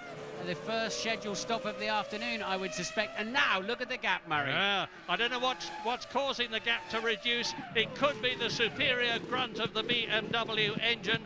It could be the superior Michelin tyres, because Williams were very, very happy after qualifying yesterday when Ralf did that sensational lap and started second on the grid. They weren't expecting to be as high as that. And I was talking to one of their top men afterwards, and he said, we are very, very happy about tomorrow, Murray, because we've got the harder compound, the Bridgestones have been blistering, and this could help us enormously. It is doing just that. 7/10 of a second. It's come down from 2.8 seconds to 7/10. You can see how close they are. Every lap he's doing at the moment, Ralf Schumacher, is a new lap record. There you go again, 1:18 of a second. And it's Coulthard who's under pressure now, lapping 1.7 seconds off of Schumacher's place. In third place is Coulthard. Truly is just 0.3 of a second behind him. So Coulthard not able to get back up to speed again. Wonder what it is. Wonder what he threw out of that car on the start line. But this is a virtuoso performance from these two brothers up front and a mile clear of anybody else. Yeah, Verstappen and De La Rosa have made their stops. They are 12th and 13th. The top 11 in this race, we're on lap 32 out of 69, have yet to come in. Of course, especially the two you're looking at, and they are so close that this race could now be decided by the pit stop. If a Ferrari mechanic or a Williams mechanic dropped a wheel nut, or it took a bit longer than expected to get the wheel onto its studs, or something like that, it could change the positions. If they come in on the same lap, it's going to be absolutely fantastic to watch, and if they don't, it's still going to be terrific. I think Ralph's surely got to have a chance of a nibble down into that last corner if he gets close to Michael in the slipstream. The Williams carrying a lot of wing this weekend. Normally they have had up to 5 kilometres an hour straight line speed advantage. They appear to have happily given that away this weekend to carry a barn door of a rear wing. And it seems to be paying off in the later stages of this first stint of the race. And Ralf then with a lot of grip, but surely he'll get a nice slipstream from the back of his brother's Ferrari. Yeah, and why would they want a bigger rear wing? Because a bigger rear wing means more downforce means more grip means more transmission, and you can see David Coulthard now has got Jarno Trulli right on his gearbox. Just as Ralf is challenging Michael, Trulli is challenging Coulthard for third place. Yeah, Coulthard looking well leery as well, turning oversteer everywhere, struggling to get the back end of that car in. I don't know when he's due in for a set of tyres. He'll be pretty relieved, and maybe they'll even bring that forward, because Coulthard appears to have no confidence in the back of the car. Yeah, he is the only McLaren in the points. Mika Häkkinen still making no progress. Ricardo Zonta is just 0.3 of a second in front of him in the Jordan, driving a very fine race, and Mika Häkkinen can do nothing about it. Jacques Villeneuve is 0.9 of a second behind Häkkinen in 9th position, and Jean Lacey is 2.7 seconds further back in 10th place in the Prost. Jos Verstappen's been in, and we can expect him to move up through the field when the others come in. Well, to quote Murray Walker, catching is one thing, passing is quite another. And Ralf, now he's in the dirty air, he's just in the zone. And Bertie in the pit lane, in the Prost again. I think that'll be scheduled. But now he's in the dirty air zone. He has lost 3/4 of a second per lap, and he's now just lapping at virtually identical times to Michael. So there was a bit of debris on the track there that Ralf ran over, but we're on lap 34 now. It's surely not going to be all that much longer before they come in. one or other of them, and David Coulthard still just ahead of Jarno Trulli. Ferrari, Williams, McLaren, Jordan. BAR is still 5th, Sauber is still 6th. That is 6 different constructors in the top 6 places. Jordan are doing well in this race because Zonta is in 7th place, only 1 place off the points as the race leaders come through to complete another lap. That is the end of their 34th lap, and the gap is 0.6 of a second so there's 35 laps to go. 34 gone, 35 to go, including the one they are on. Half distance in Canada. Coulthard edging a bit out on Trulli that time around, so stalemate in 1st and 2nd positions. 13 seconds now off the lead again. Coulthard, Trulli 7/10, and Villeneuve then with a problem. Villeneuve in pit straight with a problem, and that's a long way from home, of course. That's an entire lap. Now he has to be so careful, and he knows, he has a look. It's such a dangerous place to cross the end of the pit lane. If you come around the other side of the wall, you can have an enormous accident. They're already doing 150, 160 kilometres, 100 odd miles an hour. And what are we going to see here? We're going to see nothing. We're going to see Villeneuve just beginning to falter and sensibly getting out of Alesi's way. Yeah, really, this is a jinx circuit as far as poor Jacques is concerned. Oh, and Ralf Schumacher right alongside Michael, who moves across quite fairly. But now the battle is really on. This is lap 35, and Ralf is giving his brother a very, very hard time. Michael under the most gigantic pressure. But he's got a clear track in front of him. He knows who's behind him. He knows it's his brother. And he's said time and time again, I love racing with Ralf because we trust each other. Poor Jacques walks in. This is, I think, the 5th year in succession that he's had something dramatic happen to him at Canada. We think it's transmission. And look, this is how far alongside Ralf got coming down into the last corner. And not quite far enough in his view to make it stick. So that's where Ralph's going to make the move if and when he makes it. But let's remember, Michael's trying to win a world championship, Ralph's trying to win another race. Yeah, very, very, very good point. Now, Ralf Schumacher, of course, won the San Marino Grand Prix. Jacques Villeneuve giving an interview. And whilst he's very anxious to win this one, he's going to be even more anxious to finish. And finishing is something that the Williams team have not been very good at this year because they've had...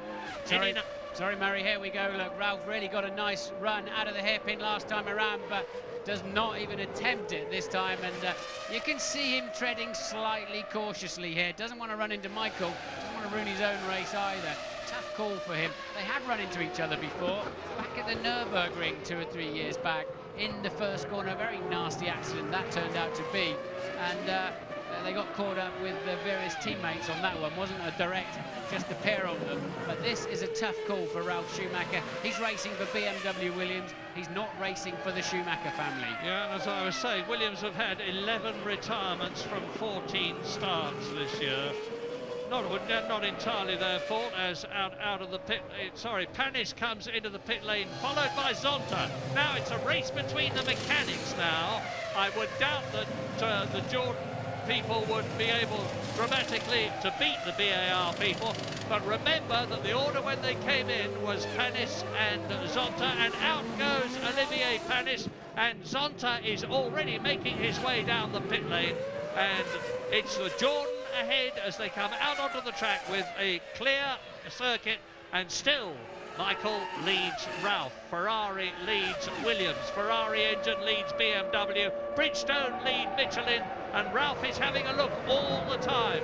Look to the left, look to the right, through the chicane, over the line to complete the lap, and that is 37 completed into lap 38. The gap, well, it's a visual gap, but in terms of time, it was about 0.4 of a second into turn 1. Out of turn 2, now they accelerate away round here, up towards the right and left at turns 3 and 4, which they are at now. Approach the right-hander at about 155 miles an hour as we look down now on David Coulthard and Jarno Trulli in the McLaren and the Jordan respectively, still third and fourth. And still on lap 38, none of the top 7 have been in. Yes, the 8th for Verstappen, 9th still. Hello, replay here. I think it's Häkkinen who's going to be taking Räikkönen. So Häkkinen then, and Panis pits at the end of this lap. That's freed Mika Häkkinen. He's in 5th place. He's just done his fastest lap of the race, somewhere near the leader's pace, at 19.0. So Häkkinen then does have a fast car underneath him, and for the first time this race, a clear track ahead of him. And the gap between him and Jarno Trulli ahead of him is 8 seconds. He's now very much in the points in 5th position. So both the McLarens are in the points, as in comes Olivier Panis. So that's Panis' second stop, Yeah, Barry, so some kind that. of drama. I wonder if they got any fuel in it. They had a long fuel stop, remember. We think his teammate went out with transmission trouble, and maybe Panis it's not a pit stop problem. Look, it looks a very similar problem to Villeneuve, doesn't it? A crawling BAR. He's out.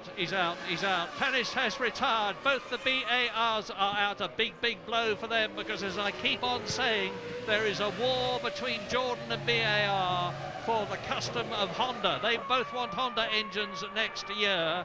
All 4 cars, the 2 Jordans and the BARs, have got them this year, and now both the BARs are out and both the Jordans are very much in.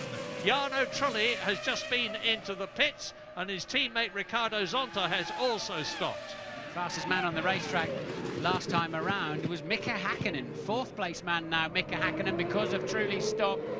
6.8 seconds behind Coulthard, and homing in at a 2.5 seconds a lap. So Häkkinen's car working very well. Coulthard can't get his car working at all. Look how close Ralph is to Michael. Will he have a stab this time? And strange time to cut away, Mr. Director. No, clearly, of course, he didn't get through. Yeah, of course, Michael is an absolute master of tactics and placing the car.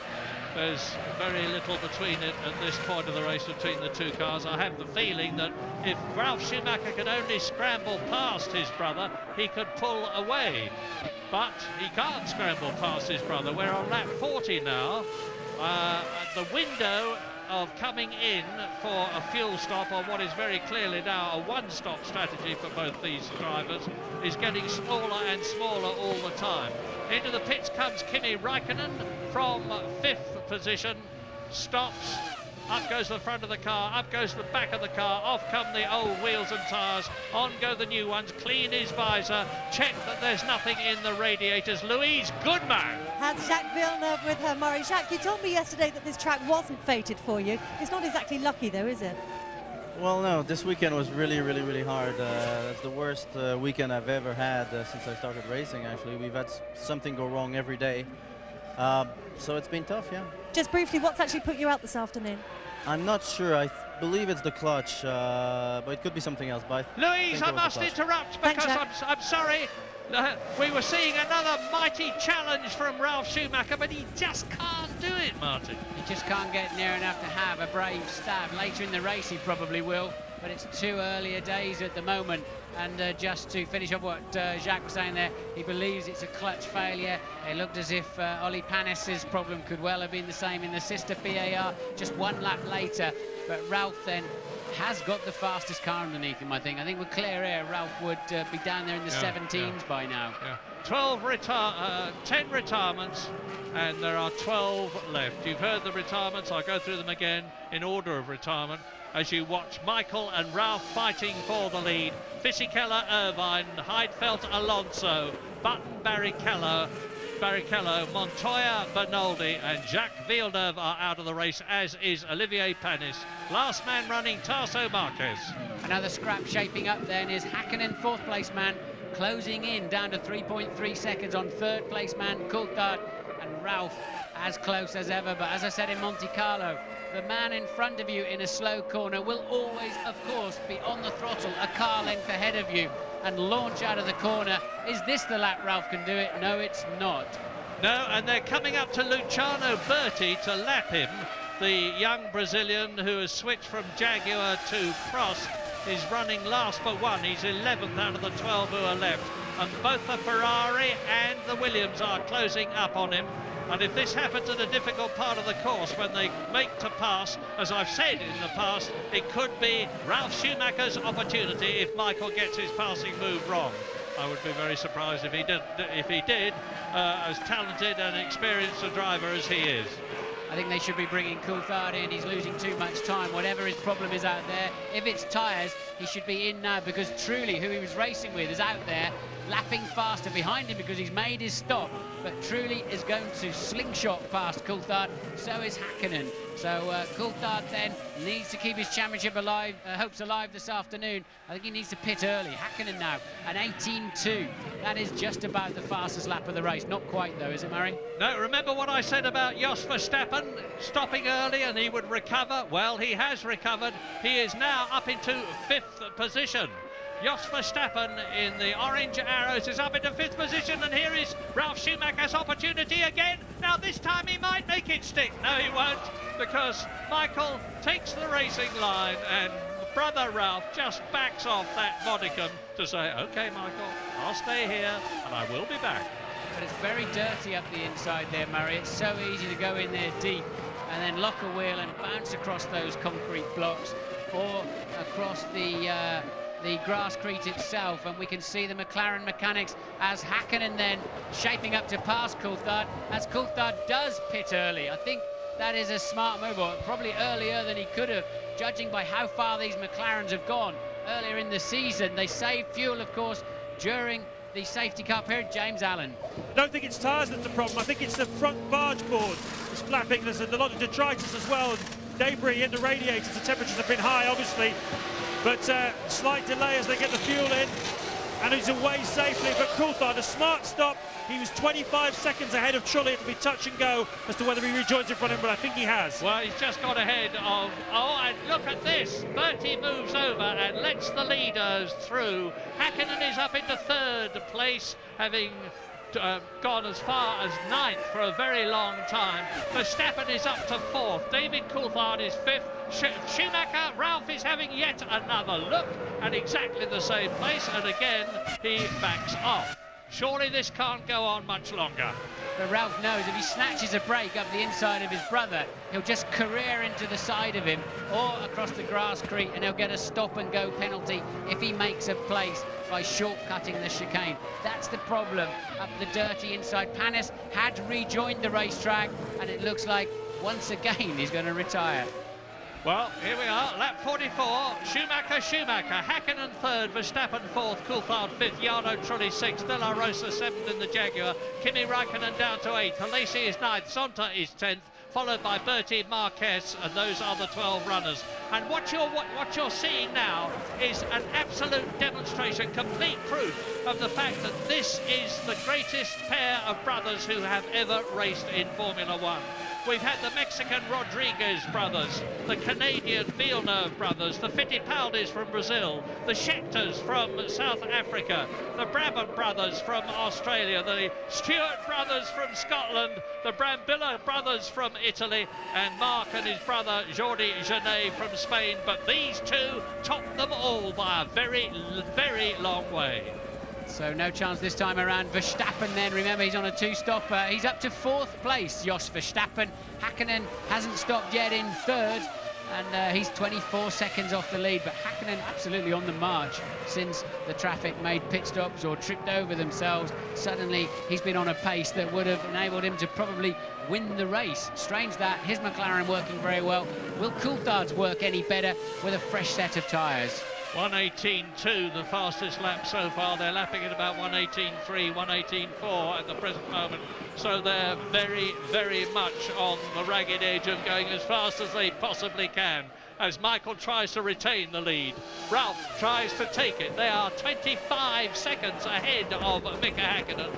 But it's good news for McLaren. There's 4 potential World Championship points for Mika Häkkinen, who thus far, and this is the 8th race of the year, has only got 4 points, so he could double his score at the end of this race. But David Coulthard down in 5th position, who needs every point he can get, with Michael Schumacher now 12 points ahead of him in the World Championship, is losing yet more points in comparison with the great German, who chases...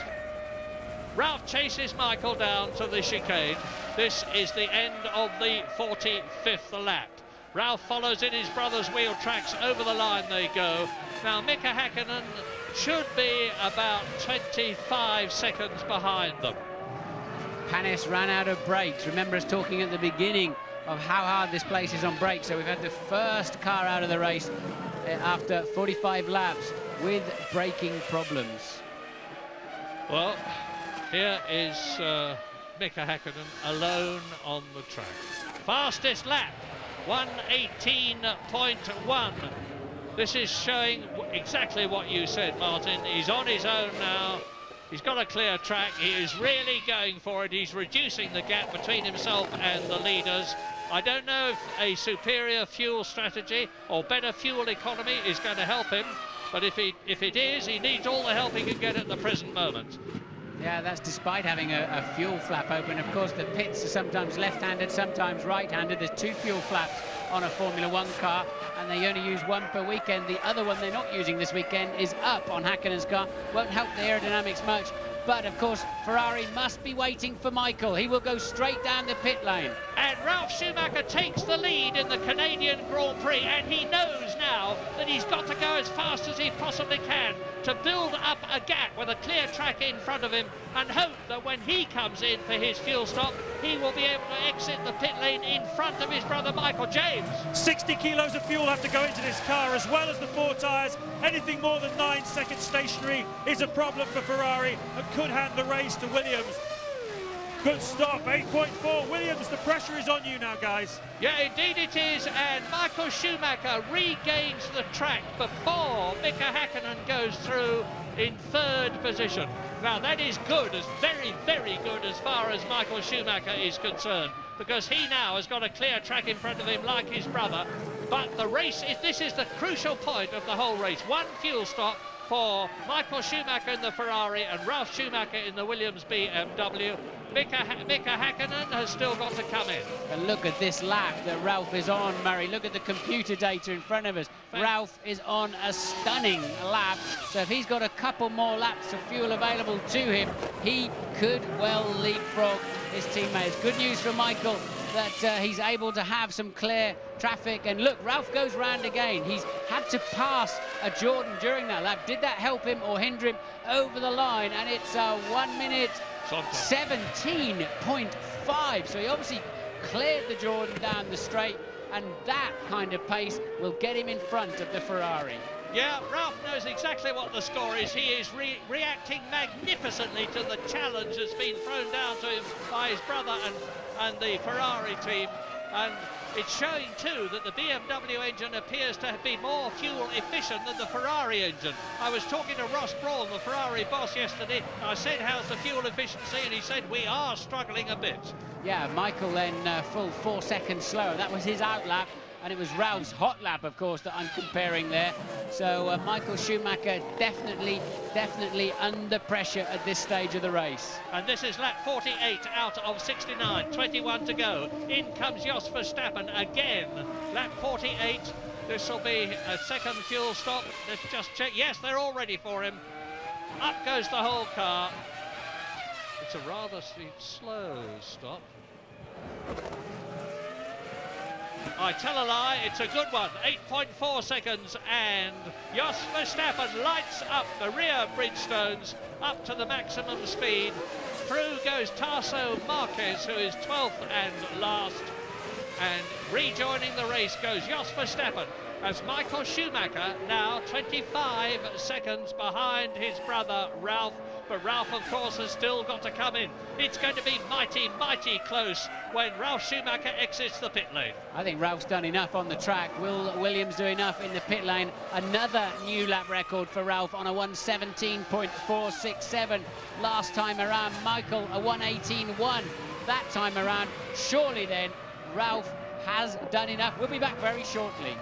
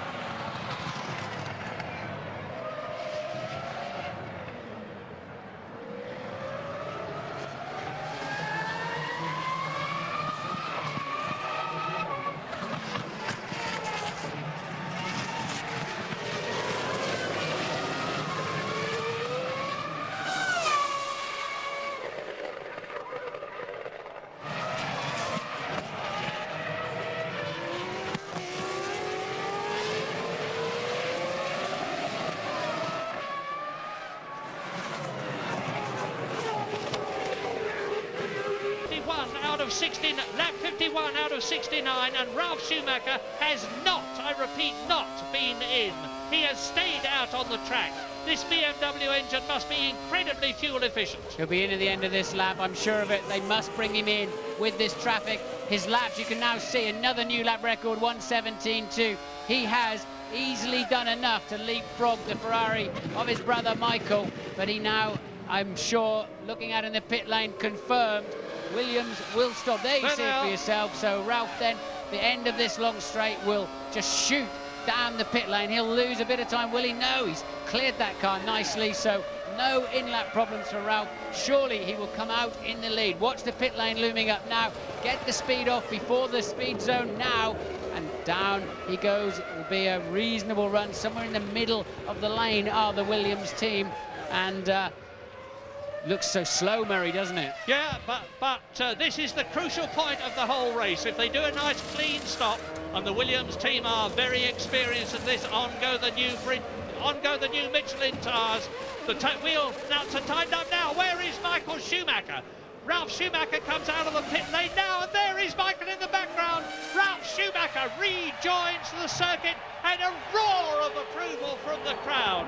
They can tell a real fight when they see one, and Ralf Schumacher looks, I'm going to be very cautious in what I say now, looks as though he is on the way to a second brilliant victory of the year, having won the San Marino Grand Prix at Imola. Because he has come, he stayed out, he put up 4 successive lap records to increase the gap between himself and his brother Michael, and Michael Schumacher is now 6.5 seconds behind his brother with 18.18 laps to go. So Ralf Schumacher then on his out lap. Michael will close him down a bit on this lap as he builds up full operating temperature on the brakes and tyres once more. We saw Ralf taking a bit of time to get up to speed after the pace car situation with those harder Michelins, which are working so beautifully this afternoon. It's harder to chase. It's easier to chase rather than be chased. Can Michael turn the table? So Ralf Schumacher leads Michael Schumacher. Hakkinen stopped and maintained his third place ahead of Coulthard, who still has no pace despite the tyre stop. Some kind of drama going on with Coulthard, we don't know what. Della Rosa is 5th. I believe he will stop again yet.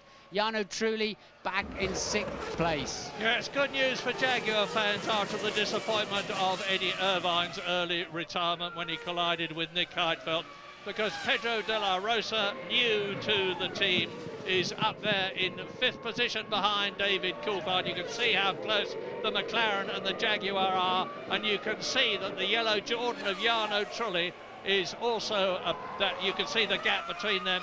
As down to the dreaded chicane they come, and Della Rosa has a look. David Coulthard says no, moves across. We're on lap 53, 5.3 seconds the lead. Yeah, you saw Della Rosa catapult into the pit lane there behind Coulthard. It's so easy to misjudge that. You've got one car slowing for the hit of the chicane and another not slowing because he's going in the pit lane. Often the scene of a few near misses, so that'll put Della Rosa back down the pack a bit. Kimi Räikkönen is next up then. He moves in to 6th place. Alesi 7th. He's stopped already. Della Rosa on a 2-stopper, I believe, will come out 8th. Verstappen just pips him through, so Della Rosa 9th. And there are still 12 cars left in the race out of the 22 who started as we leave Canada. We'll be back, of course, for the final stages of the race.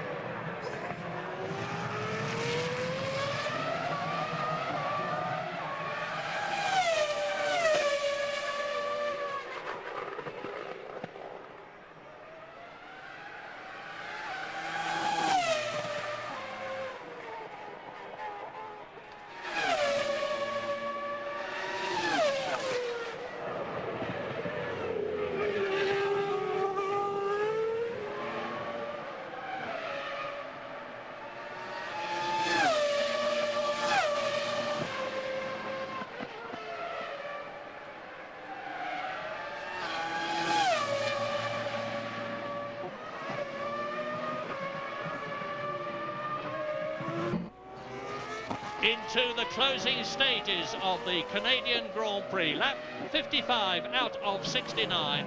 And Ralf Schumacher has not only pegged the lead over his brother Michael, he has increased it to 7.7 seconds with a lap of 1 minute 18.4. Mika Häkkinen is still in third position ahead of David Coulthard, who is closing on his teammate at the rate of about 0.3 of a second. Jarno Trulli in the Jordan is fifth. Kimi Räikkönen is in sixth place. And Räikkönen has this man Lacey chasing him down for that final crucial World Championship point. But let me just remind you how Ralf Schumacher got ahead. He put in a series of stunning 1 minute 17, setting a new lap record finally of 17.2, taking a best part of a second a lap out of his brother through that stage of the race. Just before his pit stop, they had more fuel on board. Häkkinen cleared, Coulthard in the pits, unscheduled stop, terminal problem for David Coulthard. Yeah, that is an unscheduled stop and a final stop too. This is going to be the first race of the year in which David Coulthard has not scored points. James. It's burst of flame as he comes down, and the engine, of course, you can see for yourself, has blown up, but he kept it going all the way down the pit lane. I'm looking for trails of oil, enormous amounts of smoke, but I have to tell you guys, I'm down here in the Williams garage at the moment, and they are so pumped up. I was talking to Patrick Head before this race. He said, we've got to get these boys back into the mentality that we come to a racetrack to win. It's been a few years since we had that mentality. I'm getting them back into thinking that way. And this weekend, we really feel that way. You remember in qualifying, they took the gamble to go with the harder Michelin tyre. They were thinking all weekend about the race, about coming here to get 10 points. And they are all so pumped up. It's incredible. Mighty, mighty tough on David Coulthard, but it's a very rare situation that a Grand Prix driver will go through all 16 or 17 races of the year without a retirement. McLaren and David did a fantastic job to score points in all the first 7 races, to win 2 of them, to finish second in 2 of them, to be a third and then 2 fifths. But it's happened. The weakness of some element in the car has shown itself, and out goes David Coulthard. And that means to say that if Michael Schumacher can just finish this race second or first, and he's second at the moment, he's going massively to increase his already substantial lead over David Coulthard. So Michael Schumacher is now driving for 6 points, Murray. He's now 1.5 seconds a lap slower.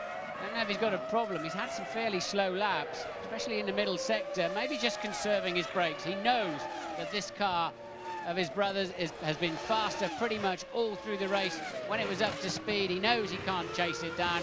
I believe he's driving for those 6 points. Häkkinen is 28.8 seconds behind Michael Schumacher in third place. So they're truly Räikkönen and Alesi then, 4th, 5th and 6th, Alesi in the points. Yeah, great news for Prost, because Jean Alesi, the veteran, has only scored 1 point, and Prost have been out of the points for literally years, and it looks as though they're going to get one in this race. But yet again, I have to find superlatives, new superlatives, for this incredible young man, Kimi Räikkönen, who's making his first year appearance in Grand Prix racing. And this is yet another circuit that he's not raced at before, Canada. And here he is going round in the Sauber in 5th position. And it looks as though there's 2 World Championship points for him. He's already finished in the points twice this year, his first season of Grand Prix racing, in Austria and in Australia. And he is a phenomenon. I've said it before, I'll say it again. I hope Peter Sauber, for his sake, has got a very binding contract. We've heard a lot about contracts in the last few days. Well, Peter Sauber needs to have one that's made out of titanium and welded shut to keep Kimi Räikkönen, because all the top teams will be looking for this young Finn to join them. Lap 59, and you're looking at double world champion Mika Häkkinen in the only McLaren still in the race. Third position, potential 4 World Championship points to double his total so far. The 2 Schumachers lead as they have done all through the race, but now it is Ralf ahead of Michael with an ever-increasing gap. It is 12 seconds now. Mika Häkkinen is closing down very slowly on Michael Schumacher's Ferrari, not nearly fast enough to get second place unless Michael Schumacher has got quite a major problem that we're not aware of. And Jarno Trulli and Räikkönen, Jordan and Sauber head Jean Alesi and Prost, who is 6th. Jos Verstappen just out of the points, as he has been before this season in the Arrows, and 11 cars following the retirement of David Coulthard are still running. First time then in 8 races, no points for Coulthard. His World Championship dreams going up to a certain extent in smoke this afternoon, but the season, I guess, is yet young, but it's looking tough. He'll be thankful of one thing, and that's that Michael at the moment is looking like a 6-point a day and not a 10-point a day. But Williams has not been the most reliable car on the racetrack, Murray, through this season. Even Sir Frank was moved to have a bit of an open moan about that earlier on in the weekend, but right now Ralph is the class of the field. We're going to take a short break.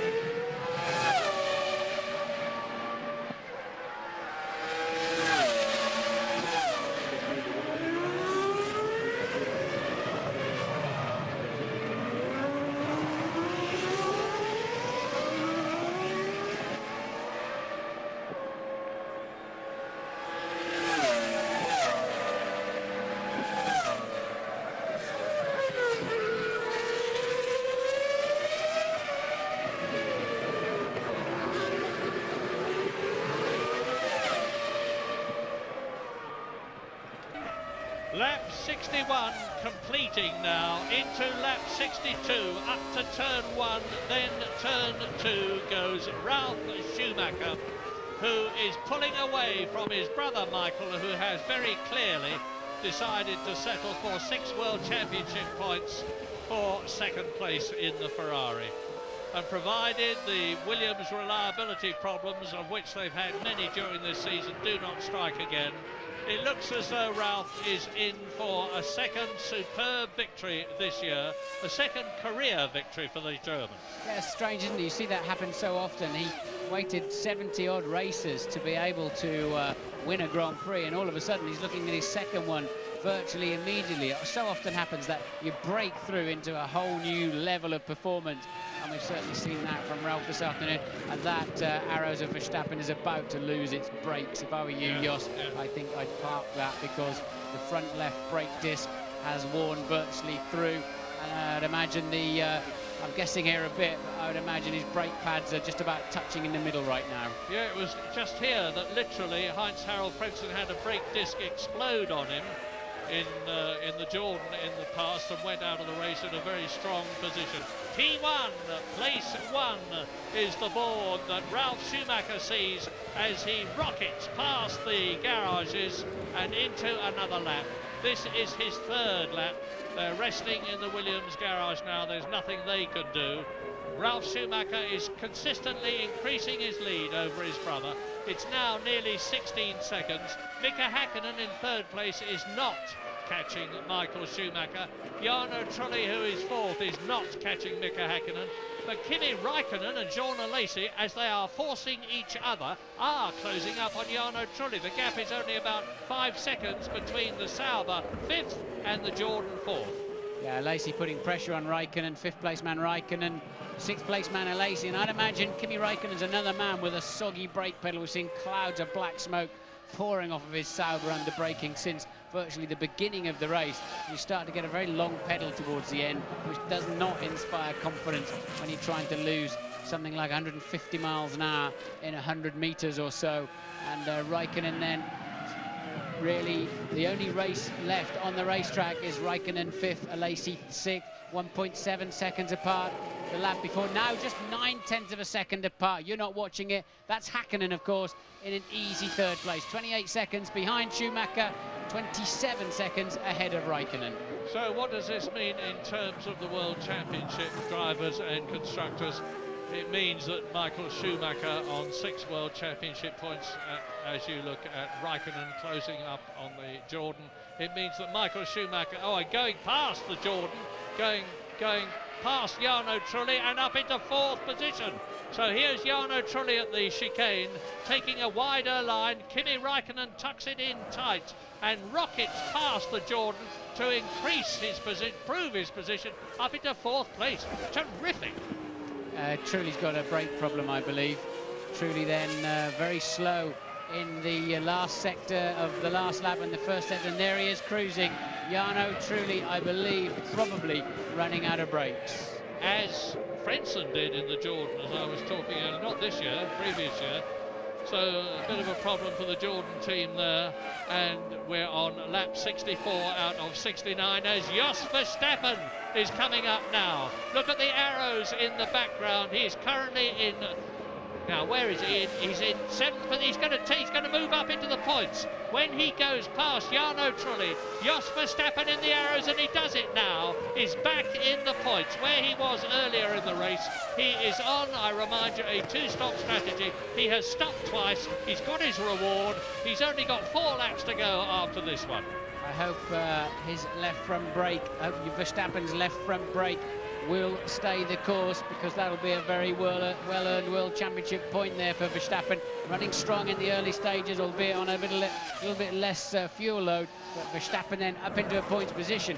But we know he must be struggling with brakes. Yeah, and it's lap 65, so 66, 67, 68 and 69 to go in this long race, which is always so much of a car breaker, always so much of a brake wrecker.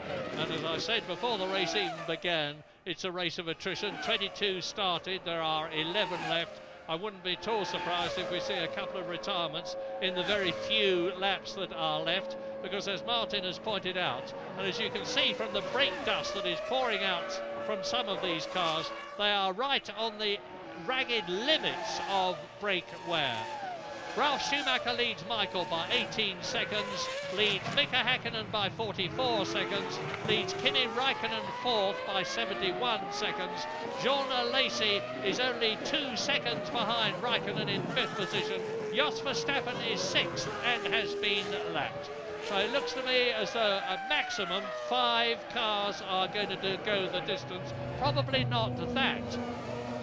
Trulli then in the pit lane. We'll have to wait for confirmation of his problems, and the engine seems fine. As I say, I'm pretty sure that's going to be a shortage of brakes. New braking system on that car this weekend. Yeah, and Trulli got very air-rated when he lost a potential 3rd place on the grid because he was made to park in the Parc Fermé. He really does seem to have very bad luck, this young Italian, and as I said earlier on, he doesn't always, in fact very seldom, get the reward for which his talent entitles him. Looks as though Ralf Schumacher's going to do it though. Winner in Italy, San Marino Grand Prix. He, in 1998, was pretty disgruntled in Belgium when he was given team orders to stay behind Damon Hill, who gave Jordan their first ever victory, with Ralf Schumacher finishing in 2nd place. He goes over the line to complete his 66th lap. So he's just got those 3 laps now of less than 3 miles each, less than 9 miles now for a famous victory, a 2nd one for the Williams, BMW, Michelin, Ralf Schumacher partnership. Michael swerving around. The plastic bags laying on the racetrack there, critical if they get in your air intakes. So Michael then just really driving for the 6 points, lapping 8/10 slower than his brother, but his brother's cruising as well now. They've been in the 17s, they're now in the 19s and 20s. There's nothing to be gained. Oh, that's Verstappen. That's Verstappen out of the race. It's exactly what you said was going to happen. Afraid so. You could see it coming. That's going to be a brake failure, and it always goes when you most need them. Well, Martin, that means that Jaguar are now on a potential World Championship point. The first one in the team for Pedro de la Rosa. Eddie Irvine, of course, finished in 3rd place at Monaco, and there is the spin that took Jos Verstappen, probably due to a brake failure, out of the race and promoted Pedro de la Rosa to 6th position in the Jaguar for 1 World Championship point. We're on lap 67 now, coming up to lap 68 as over the grid now goes Ralf Schumacher on his last lap for 1, and it's at this point in the race that I always like to give credit not only to the drivers but some of the other team people. Ralf Schumacher himself, of course, Sir Frank Williams, the great head of Williams Grand Prix Engineering, with his long-term partner Patrick Head, the top of the technical side, Sam Michael, who has done so much, and we mustn't forget BMW, Dr. Mario Tyson, who's done a superb job, nor Michelin, Pierre Dupasquier, the very wily Frenchman who has brought Michelin back into Grand Prix racing and is about to get his reward, a 2nd victory, which is something that I think even Michelin themselves didn't expect in their first season of returning to Grand Prix racing. Very, very slow lap for Michael Schumacher last time around. Maybe he's just swanning along. He knows he's easily got 2nd place in the bag. Lacey then is up to 4th. 5th, sorry. Kimi Räikkönen takes that 4th place position at the moment. And as you said, Murray, De La Rosa, now you can see him, is in 6th place. So another point for Jaguar. And if he can get over the line, and Ralf Schumacher then commencing what must be his final tour. Yeah, it will only be his 3rd finish of the year 2001, but 2 of those finishes, assuming he does the last 2.5 miles, which he's got now, are going to have been victories. And it looks as though Williams have beaten the reliability problems, because as I said earlier on, the fact that Montoya is out of the race was nothing to do with the car, it was to do with a mistake that he made. It's great to see another constructor at the top. No discredit to Ferrari, no discredit to McLaren. They've both done over the years and are continuing to do an absolutely superlative job. But not many people like to see the same 2 teams winning all the time. And we're getting some real competition in Formula One now, back from Sir Frank Williams' team that has done so much in the past, had great names like Keke Rosberg, Nelson Piquet, Nigel Mansell, Damon Hill succeeding. And it looks now as though Ralf Schumacher is going to join that illustrious Hall of Fame as he enters that long straight for the last time, comes down to the chicane, 2nd gear, 70 miles an hour on the apex from 205 miles an hour to exit it, and Ralf Schumacher wins the Canadian Grand Prix for Williams, for BMW, for Michelin, and of course for himself. A superb win, and another brilliant drive, not only by Ralf but by his brother.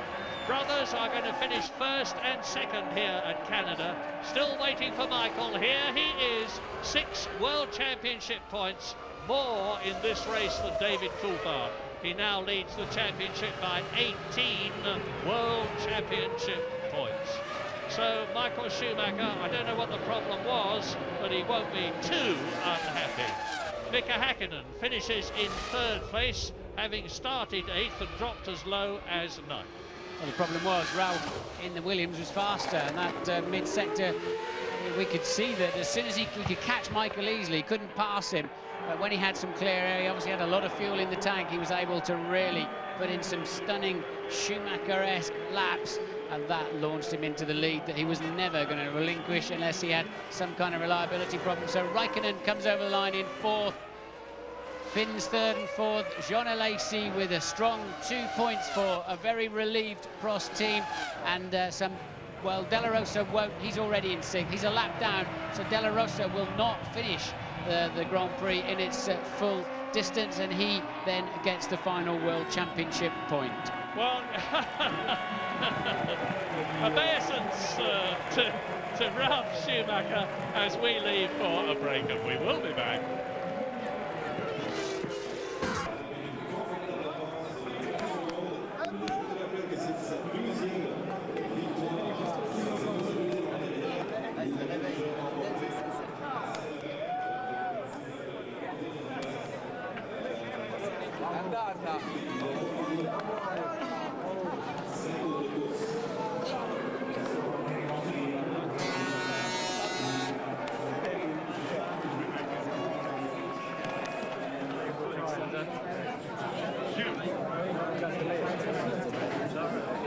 Well done, Sam. Thank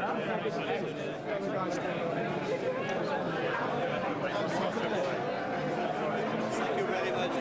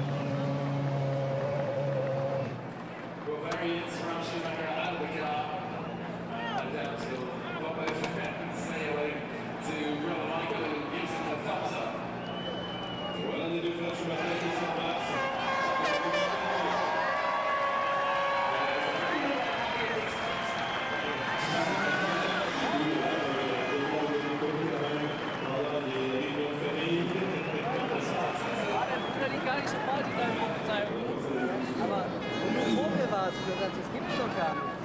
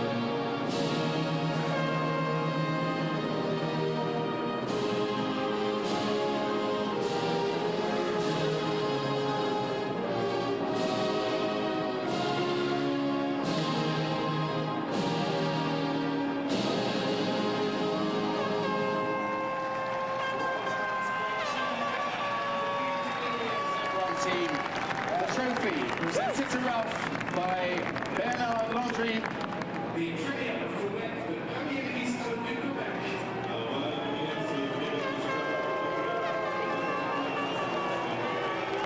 To the wing constructor, the Williams, represented here by Jimmy Stanford, the trophy presented by Chief Executive Officer of Air Canada.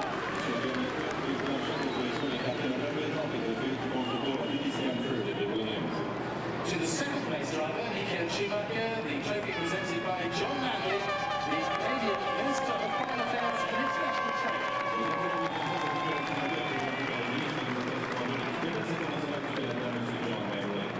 And to the third place driver, Mika Hakkinen, the trophy presented by Roger Pitt, the Air Canada President, and his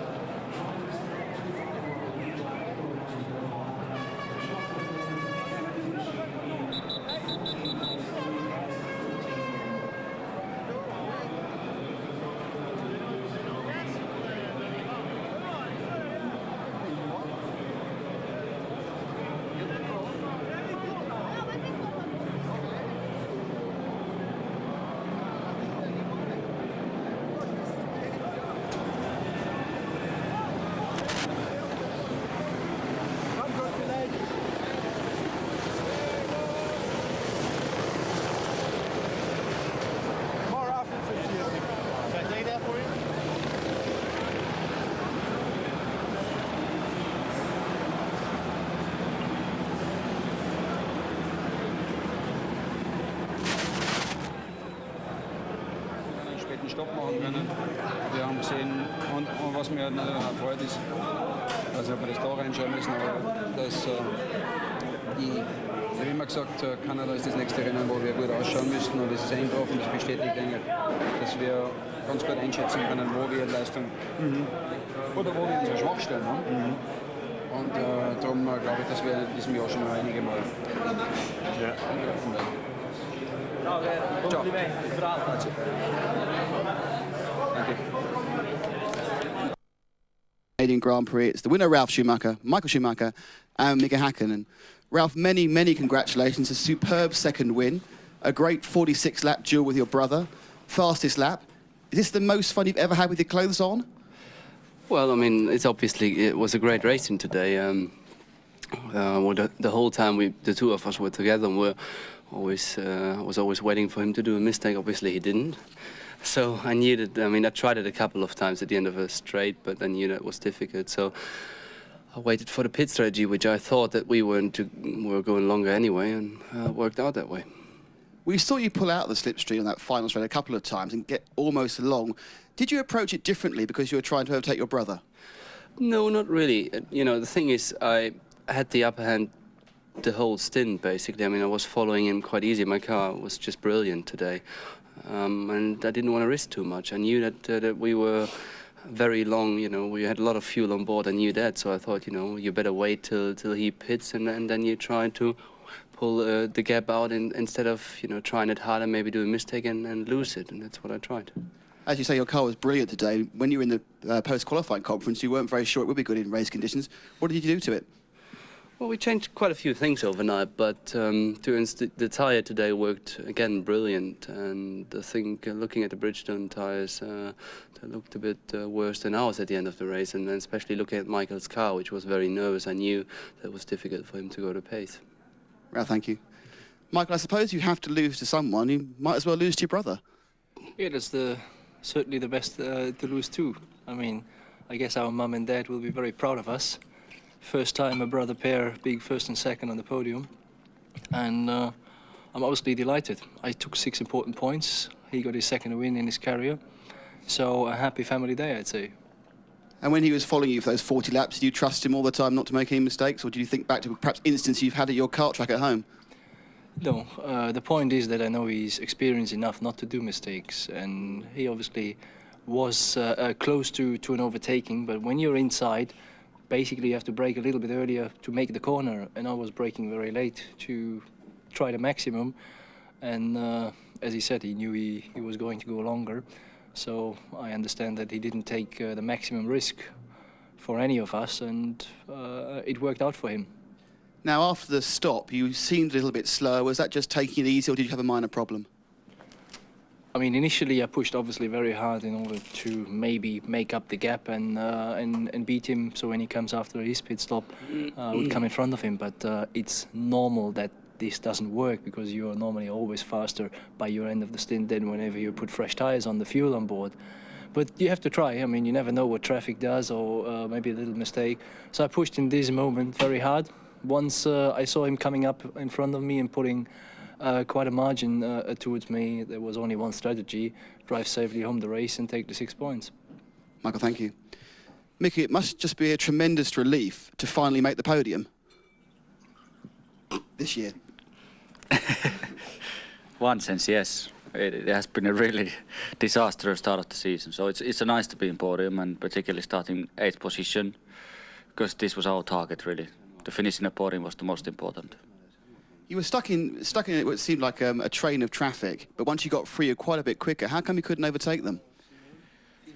Simply leaving from the hairpin before the back straight, you know, looks like the cars were in front of me. They were able to accelerate out of that corner a little bit quicker, so I never didn't get the opportunity to get the slipstream on a straight line and overtake me in the straight. So it was just impossible. It was just better to wait and see what happens. And the fuel stop, you know, when they went in the fuel stop one sense, that was obviously gave me a lot of help. And then they definitely had an incident. I think Räikkönen and Sonda had an incident, and Räikkönen had a damage in his diffuser. So his car wasn't handling so well anymore. So it gave me a great opportunity to overtake them. Hey, Mika. Ralph, we now go to what is really, I suppose, your home circuit at the Nürburgring. You must be looking forward to that with great vigour now. Well, I mean, it would be obviously great, especially in Nürburgring in Germany, when we could repeat it. I think the person next to me wouldn't like to hear that very much, but I mean, we both try our best. And whoever is going to be in front of us, I think it's great for the German crowd anyway. But I think we're both looking forward to come home and to compete again in front of home crowd. Thanks, gentlemen. Now a word from each of you, please, in your own languages, starting with Ralph. Ja, ik denk dat het duidelijk is dat... I led the camera and I'm very pleased. The car was very good throughout the race. We were on a two-stop strategy. I knew I had to push a lot during the whole race because we were going to take risks. But we had to go for a two-stop because we couldn't get the rear tires to last on a one-stopper. So I think it's a correct decision, and I enjoyed it because it's much better when you're going a two-stop, pushing every lap like 100%, and we were a little bit lucky at the end, okay, but on the other hand, we've been very unlucky the initial races of the season, so it feels good for the team. Also, the boys done a very hard job. It's not easy when you go from retirement to retirement, 3 races in a row, and feel very happy. So, Eddie, last week, you this week, this must be a Jaguar renaissance. Well, there's still a long way to go. I think we qualified very low, and then it made things very difficult for us in the race, so we have to keep working, and we are working on the right direction, that's for sure. We're scoring points, and that's difficult this year, but we will do well, don't worry. Pedro, congratulations, thank you.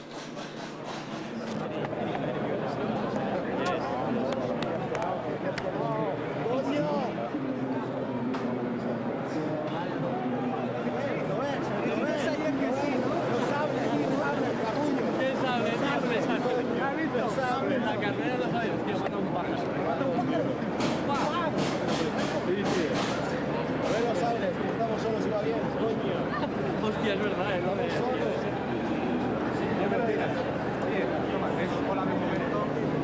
Hey, hola, ve. Joder, tío, gracias, ya tocaba. Ya tocaba, después de tantos abandonos y de tantas...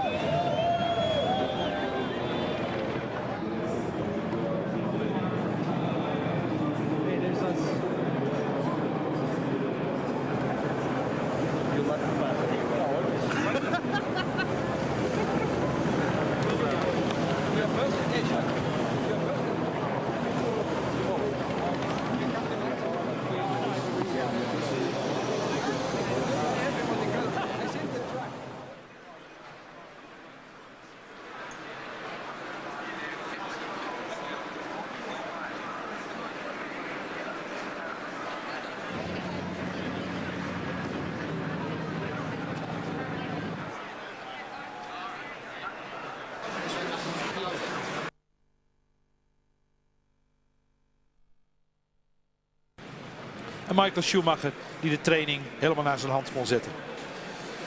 Met als tweede Ralf Schumacher hier Emerson Fittipaldi, een tweevoudig wereldkampioen. En Ricardo Zonta in de plaats van Heinz-Harald Frenzen. En het niet verkeerd deed. Dan de start met Michael Schumacher en Ralf daarnaast. Ralf die een eigenlijk iets betere start heeft. Villeneuve die een hele slechte start heeft. En Jos Verstappen die ook een hele goede start heeft. Maar zich buitenom weet te wurmen. En ja, wat voor plaats ook alweer eruit kwam. Ik weet het niet precies, maar ik dacht ergens in de buurt van de 9e plaats er weer uitkwam in die eerste ronde. Jos die inmiddels toch bekend staat als een hele snelle starter. Hier dan Fisichella die achterop de auto van zijn teamgenoot rijdt. Jensen Button. En Eddie Irvine die in aanraking komt met Nick Heidfeld. En Nick Heidfeld die later zou zeggen dat het 100% de schuld van Eddie Irvine was. Michael en Ralf. Barrichello die David Coulthard voorbij rijdt. En die dan vervolgens hier een foutje maakt bij het uitkomen van de hairpin. Zijn plaats weggooit dankzij het te vroeg op de gas gaan. Ralf Schumacher die steeds meer aandringt op Michael. Een paar keer uit de slipstream komt. Gerhard Berger en Mario Thijssen van BMW die kijken. Montoya achter Coulthard met daarachter Barrichello die inmiddels weer teruggereden is. En dan de fout van Montoya. Barrichello die schrikt zijn auto naar links haalt en vervolgens dus de vangrail ingaat. Een pechdag voor Barrichello. Safety car in de baan. Het hele veld komt weer bij elkaar. Terwijl Montoya hier met Barrichello wegloopt. En dan de herstart. Waar Michael het goed deed door een klein gaatje te trekken. Maar Ralf Schumacher een rondje meer nodig had om de banden warm te krijgen. En er toen vervolgens heen reed. Dan het moment waarop Zonta tegen de achterkant van Räikkönen aanrijdt. En Villeneuve zijn auto neerzet met een versnellingsbakprobleem. Panis die binnenkomt, ook zijn auto aan de kant moet zetten. En hier Ralf die wederom probeert om Michael voorbij te gaan. De pitstop van Coulthard. Nog een keer Michael die bedreigd wordt door Ralf. Maar Michael die dan de pitstraat ingaat. Ralf die van de gelegenheid gebruik maakt om 5 ronden lang weg te lopen. En daar een seconde of 5 mee te winnen. Dan zijn pitstop waaruit bleek dat hij de goede strategie had gehad. Hij lag ruim 5 seconden voor op zijn broer. Zijn broer die nog probeerde om hem bij te houden. Het niet lukte en hem dan uiteindelijk laat gaan. En Mika Häkkinen die vanuit het middenveld terugkomt naar de derde plaats. En dat heel goed doet. Een terugvallende Trulli. Het bord en dan Jos Verstappen. U ziet het hier nog een keer. Die eerst al remproblemen had. En hier nog zo'n groot remprobleem heeft dat hij 3 ronden voor het einde helaas in de grindbak terechtkomt. 1 wereldkampioenschappunt weg moet geven. En de zeer sympathieke winnaar Ralf Schumacher van de Grand Prix van Canada. De tweede van dit jaar voor Ralf Schumacher. Een snelle Grand Prix gereden in 1 uur en 34 minuten. Michael Schumacher tevreden moet zijn met de 6 behaalde punten. En Mika Häkkinen die tevreden is omdat hij weer eens op het erepodium staat. En het goede moment weer gevonden heeft. De 2 broers die elkaar omhelzen. Michael misschien toch wat zuurder is dat hij geen eerste Jean Alesi die zijn helm weggooit. En een fan die daar heel blij mee is. En Ralf Schumacher die vervolgens een enorme champagne douche krijgt. Het team wat daar enthousiast over is. Ralf Schumacher dus 1, Michael 2 en Mika Häkkinen 3. En dat was de Grand Prix van Canada. Tom, nog iets aan te vullen? Helemaal niks. Grandioze race. Dan hier nog in beeld het kampioenschap. 58 punten voor Schumacher, 40 voor Coulthard, Barrichello 24 en heel dicht genaderd Ralf Schumacher. Dat zijn de 4 die nog enigszins meedoen. Alhoewel het dit jaar absoluut toch moeilijk zal zijn om Schumacher te benaderen. Vrolijkheid ook in het kamp van Prost. Die 2 punten hebben. Jean Alesi die misschien wel net zo blij is met deze 5e plaats als hij ooit was met zijn overwinning hier in Canada. En hij is in ieder geval tevreden. Ja, over 2 weken de Grand Prix van Europa, zo heet hij, op de Nürburgring. Ongetwijfeld veel Nederlanders zijn, maar Tom, over 2 weken zit jij hier weer. Ik niet, want Ronald van Dam is dan weer terug om het commentaar te leveren bij de beelden van Kanaal Plus, die absoluut het beste zijn van alles wat er uitgezonden wordt. Fred, hartelijk bedankt.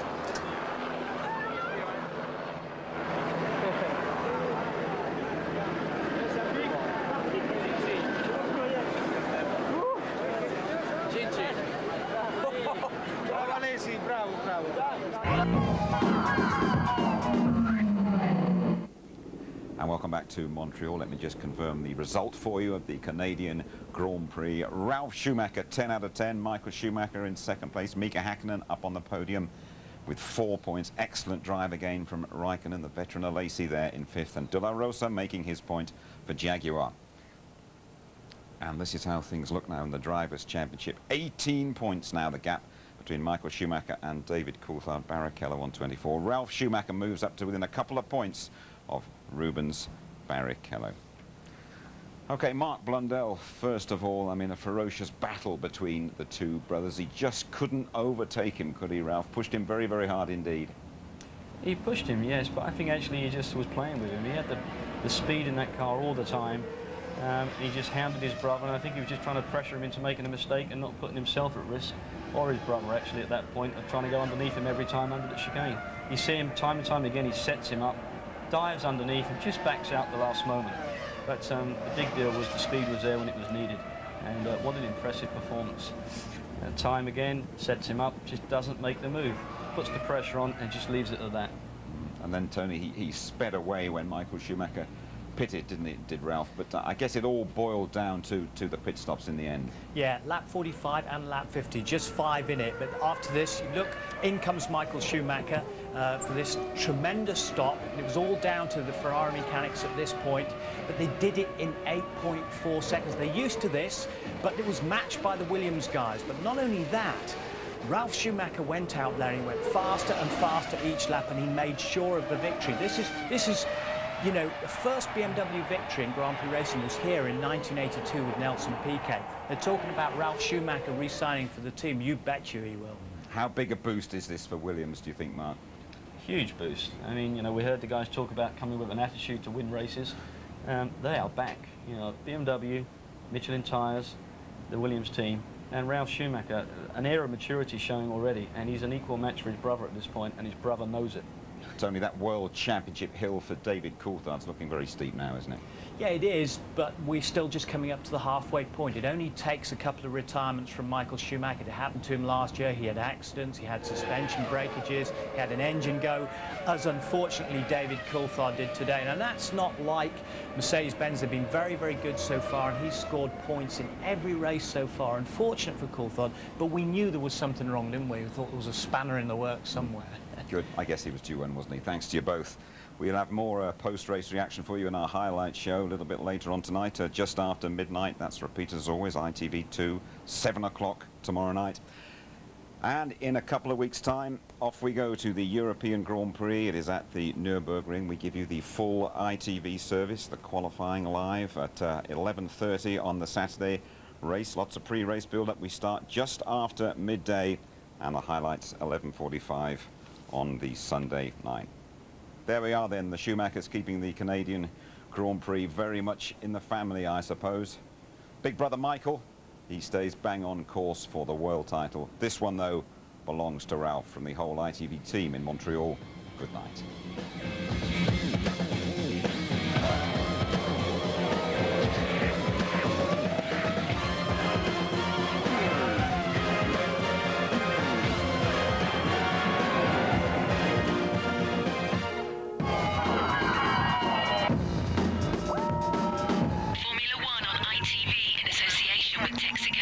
Red Flintstone car wasn't set up, so I couldn't get my feet out to paddle on the floor.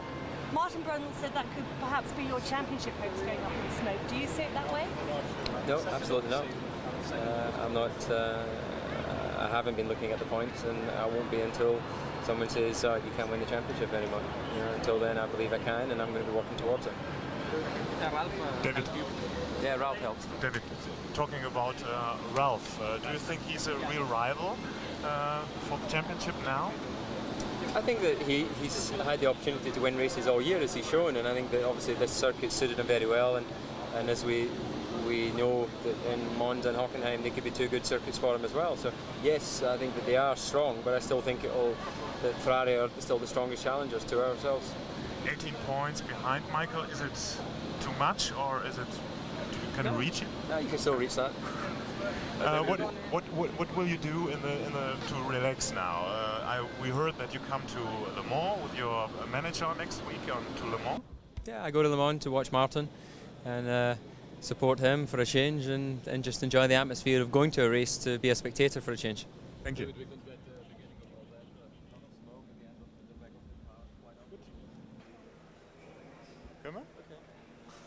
Well, Kimi, congratulations. First question, is this the champagne for your fourth place? No, it's not the champagne. How could it be? How could it be? Do you have a reason for your great performance today? No, I think so. The team and I did a good job, and the whole package was good today. That's the reason. Not more? No, not really. Kimi Räikkönen has now 7 points. Mika Häkkinen only 8 points. So is it a big dream for you to be in front of him at the end of the year? No, it's not a dream for me, but of course it would be nice to be, but I doesn't really count against him. I just try to get as many points as I can, and that's it. Did he talk to you? Did he talk to you? After the race, no, not yet. But I think so. We will see each other. Maybe. Is he a little bit proud of another Finnish guy? I don't know. You need to ask from himself. Thank you. Mika, welcome back on the podium. So how was that? It was great. It was great to finish in the podium. It gave me the smile again back in my face, to be honest. And starting 8th position, the target was to finish in 3rd. So I'm very pleased about that. So a turn point in the season? Sorry? A turn point in the season now? Hopefully, and I think so too. You know, I think I've been having such a bad year this year. You know, I've been having all kind of things going on all the way through the year. So I think this is the turning point. You know, and like I said, at least I'm smiling more. You know, it was great to be in a podium, spray the champagne. It was great. You know, the Ralph won 2nd time. You know, it was good for him. Michael 2nd, I'm 3rd. So it was great. You know, it was extremely fantastic combination in the podium, to be honest. So you think the potential for the championship is still there? Yes and no. I mean, mathematically everything is still possible, but it's. I would be a bit crazy if I would say yes. Yes, of course I'm gonna go for it and win it. I think I have to keep my feet in on the ground and go race by race and to see what's going on. We never know what's gonna happen, so like I said, just race by race and see what's going on. Thank you. Cheers.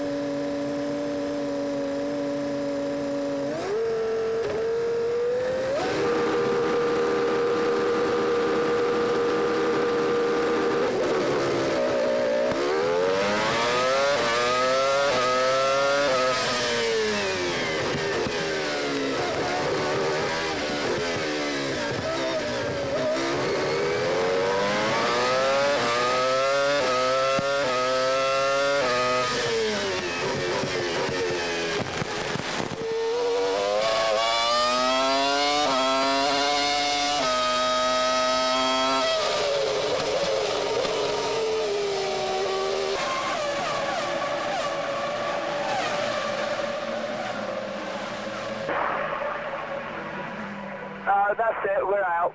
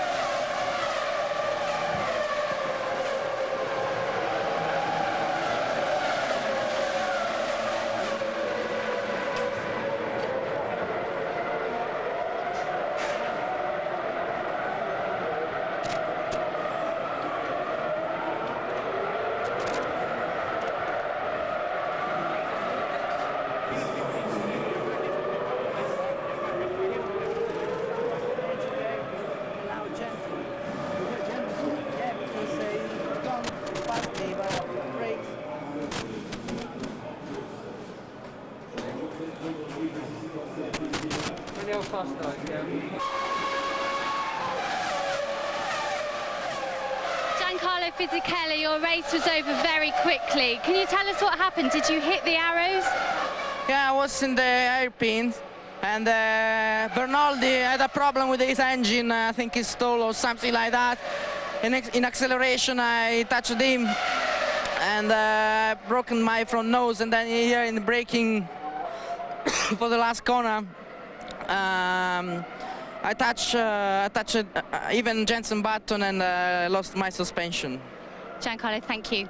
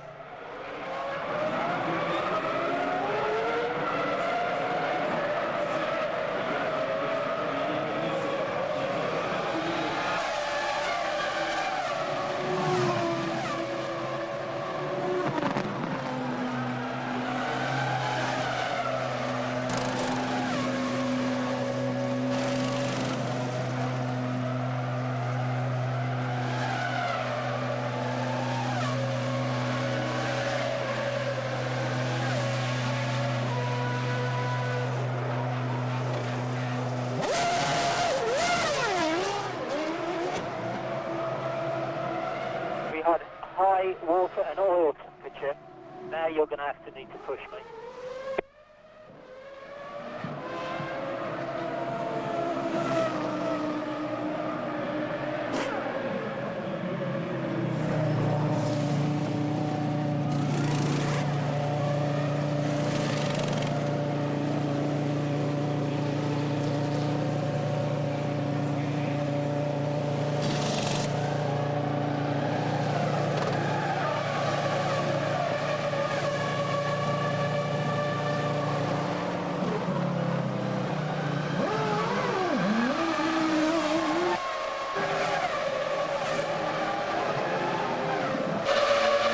Nick Highfield, very short race for you. What happened there with Eddie Irvine? Well, he tried to overtake me, but he wasn't really close enough and just drove into my back. So 100% his fault, yeah? Yeah. Thanks, Nick.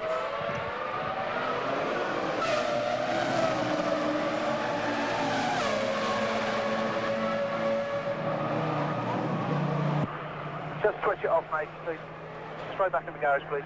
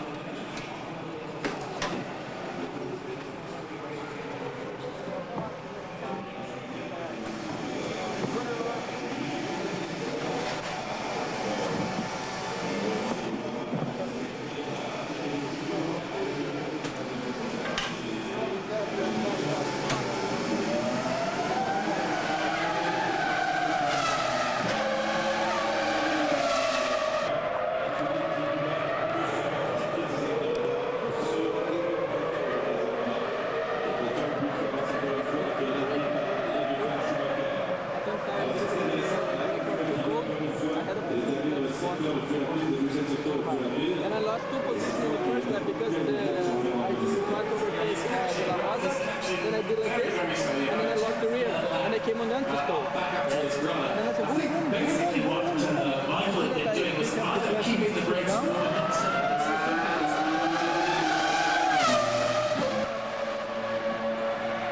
Enrique Bernaldi, very short race. What took you out of it? Well, on the first lap, some cars went out on the grass, and then my radiators were full, and I had to stop before because of the engine temperature. And then I come back on the track, so I was running pretty much okay, and then my engine blew. Very bad luck, thank you.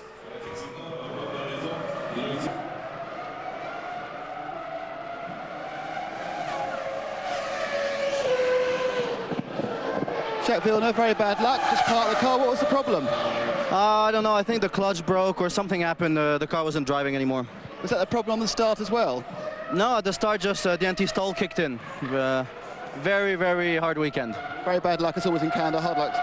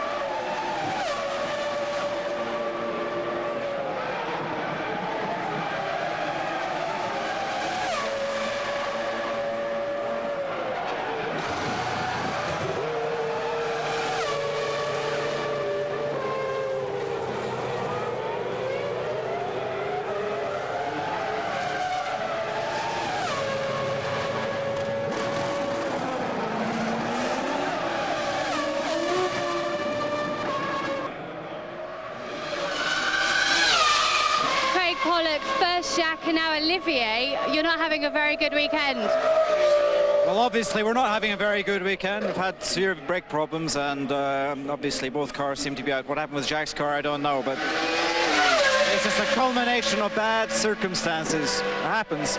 Now, it looked like Olivier was actually going to retire, but you took the decision to send him back out again. Well, we checked his brakes. We didn't think it was safe for him to stay out. We bled them, and he's been put back out to try it, and let's just hope he can stay until the end of the race. Thank you, Craig. Sorry.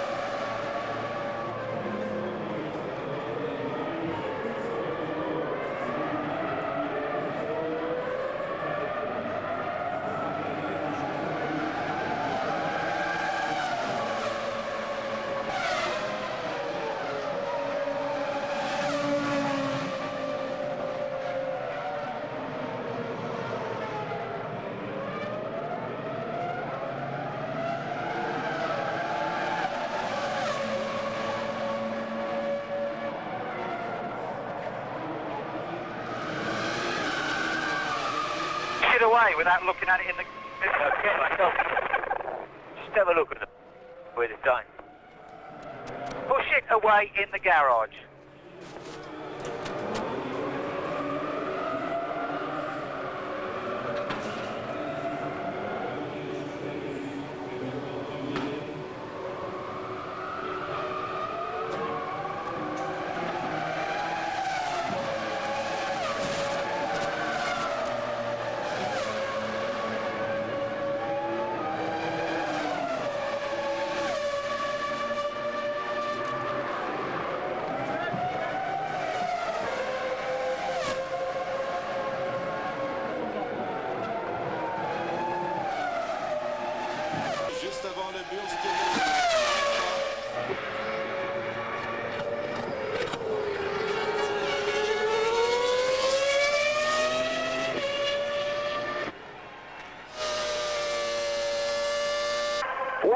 Well done, mate.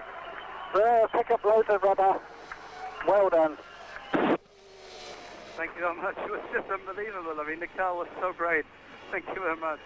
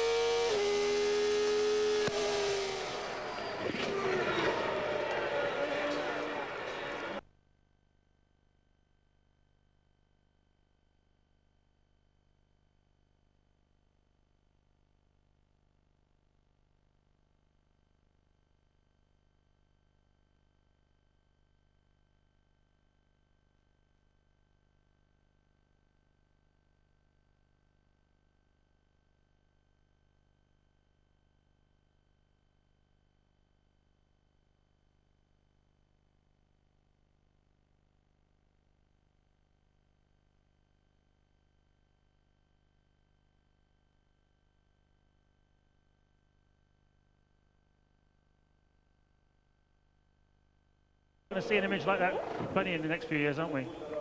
We intend to do that and beat them a bit more often than we have done in the past.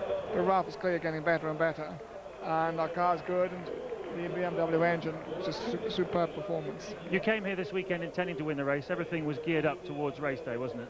Well, the press said we were going to win the race, but we just always view that from a distance, and they seem to know more than we do about the car. But I mean, the car clearly isn't very competitive. Ralph said on the radio on the slowing down, that was just fantastic. It was very quick on the straight too, thankfully. And the tyres, I think one tyre was definitely better than the other tyre here today. Well done, Frank. Thanks very much. John Lacey doing some donuts then down at the hairpin. Not very elegant ones, as we said. Johnny didn't really get it going round and round, but gets out and believe has just thrown his crash helmet into the crowd. He's so happy with 2 World Championship points. It is all coming together magnificently at the end of race 8 in this 17-race series. Firmly in the shade. I mean, we never had any serious go-kart competition, honestly. We had some Winter Cup races which are not really serious, and the conditions are not straightforward. We are 6.5 years apart, so most likely that's the first real experience we both had together where he beat me the other way around. Well done, Ralph. A great victory, and against a pretty tough opponent too. Yeah, I mean, it was a great race, but I think today we were simply the stronger team and we had the better strategy, and that's why I knew from the beginning on that they couldn't win it against us if anything went well. So I just tried a couple of times to attack him and thought it was not possible to overtake him, so I backed off and waited for my time. I have achieved a lot already in Formula One. From my point of view, it is very easy to be relaxed. Whenever my brother does well, whenever he beats me, I'm quite happy if at least there's a Schumacher up front, whichever. That was our target, to be third, basically. You know, starting 8th position, and we knew if the tactics go like we wanted to go, and the speed of the car it is what it should be, I should finish third. So it worked out 100%. Must be nice to be back up there. It's been a while, hasn't it? Yeah, fantastic. Only problem is you get covered by champagne. That's the only negative thing. Yeah, we had a suspension problem on the lap going to the grid, which I was able to explain to the team because I found a loose part on the car, and they gave me the option of whether I wanted to come in or not, and I felt that I wanted to see how the car was performing, and although it wasn't quick, it still seemed to me like it was predictable, and I just wanted to try and hold in there and at least pick up a couple of points, but obviously the engine problem late in the race put paid to that. It was an engine problem, was it? Because the team didn't seem to be quite sure at first. Lots of smoke out the back of the car. I don't think there's any doubt. No, that was definitely an engine problem at the end. You know, I guess something could have caused it, but you know, at the end of the day, it stopped making noises out the back, and my Fred Flintstone car wasn't set up, so I couldn't get my feet out to paddle on the floor. So Ralph, #1 in the Schumacher household. Still 6 more points for Michael. Hackinen's best result of the year. The impressive Raikkonen is 4th. Alesi, a delighted 5th for Prost. De La Rosa opening his Jaguar account. Michael Schumacher with an 18-point lead over David Coulthard going into the second half of the season. That's Coulthard's first blank. Ralf Schumacher within 2 points of Barrichello, level pegging Heidfeld and Hakkinen. And Ferrari a massive 34 points clear now of McLaren in the constructors. Williams clearly best of the rest. Sauber above Jordan and BAR. Okay, Mark Blundell, there was that real battle between the Schumachers. Did you ever get the impression that Ralph was going to overtake Michael? Not for me. I think Ralph was just playing with him. I think the situation really showed here. Ralph comes down the inside of Michael, shows his nose, lets him know he's there, but doesn't really put himself at risk or put Michael at risk at any one point. And time again we saw it during the race. Again, sets him up, slipstreams, slips down the inside, gets right down by the beginning of his side pod, lets him know he's there again, just backs off and takes it easy. He knew he had a performance in his car. He knew it was only going to be a matter of time before Michael had to go in, and then stunning laps he put in and broke the mould. Absolutely, Tony. He did race away, didn't he? 3 or 4 very, very quick laps when Michael did pit, but it all boiled down to some very important works from the William pit crew. Yeah, Carl Gaydon, the chief mechanic, and his crew, superb job. Ralph stayed out there for those 5 laps, and he'd got clear, as Mark said, reducing the lap time each lap that he went around brilliantly. But then the Williams boys, under pressure, did it all. 8.4 seconds, a matched Ferrari. And where's Michael Schumacher? Not to be seen at this moment. Ralph out to lead the Grand Prix and to go on to win his 2nd Grand Prix of the year. And this is where BMW had their first win in 1982. Very impressive from them and from Michelin too. We spoke before the race about the incidents that tend to occur here in Canada. Montreal didn't disappoint us, did it? No, it didn't. We've had an average of 8 finishes, 9 finishes, 94, 95. Now look at this button caught behind Bernaldi as he slowed inexplicably and into the path of his teammate Fisichella, deranging his right front suspension and sending him straight conveniently into the pits. And then inexplicably here, Rubens Barrichello spinning, and we know not why, whether it was debris, whether it was dust, a gust of wind, or the traction control failing. Frank Williams will not be happy with this. 4 driver failures, now the 5th one there from Juan Pablo Montoya, and brakes failing for Jos Verstappen when he was in sight of 1 championship point. Mark, I'd like to talk to you about David Coulthard. He was so keen to impress here. He's ended up with nothing. I think you're quite right, and a crying shame for him. But, you know, an engine blow like this, just towards the end of the race, you know, not going to collect any points, and that's going to be a real big deal come the end of the season. These points are critical for DC trying to win this World Championship, and these issues like this, they're not going to help. All the rows about Adrian Newey, despite Häkkinen's points. McLaren were never really on it this weekend, were they? Didn't look impressive at all. Ferrari certainly looked very impressive. Williams BMW team came out of nowhere and really stuck it up. I mean, unbelievable. Two drivers at the different end of the Formula One scale, young Raikkonen and the experienced Alesi caught your eye today. So impressive. This Kimi Raikkonen has come out of nowhere. He's got hardly a handful of races under his belt, but like a young guy with an old head on his shoulders. And Jean Alesi, the old hand, doing a great job as well, collecting another 2 points for the Prost team. Tried to do a couple of donuts like he did in Monte Carlo, but you know, a little bit more smoke and a bit more excitement from Jean. It's great to see a character like him enjoying himself. But again, Raikkonen, Alesi, very impressive. Great enjoyment there for John Alesi's 192nd race in Formula One. Tony, how important is this one for Ralf Schumacher and for Williams? Very important breakthrough because, you know, out of the 14 starts, they only had 3 finishes up to today, and one of those was the win in San Marino. But now we've got some great tracks up and coming for them. It's the power of the BMW and the combination of the chassis. But the important thing is they're taking points off of Ferrari and keeping McLaren back from winning the points they need to challenge Ferrari with. So they're really sort of the fly in the ointment. Okay, thanks to you both. Let me just tell you, a couple of weeks' time, off we go to the Nürburgring for the European Grand Prix, the full ITV F1 service throughout the weekend. Qualifying live 11:30 on the Saturday. Join us pre-race, nearly an hour before the race, just after midday, and highlights at 11:45. So we have seen the Schumacher show here in Canada. For once, young Ralph has put one over big brother Michael. Next, it's a home fixture for them. Good night.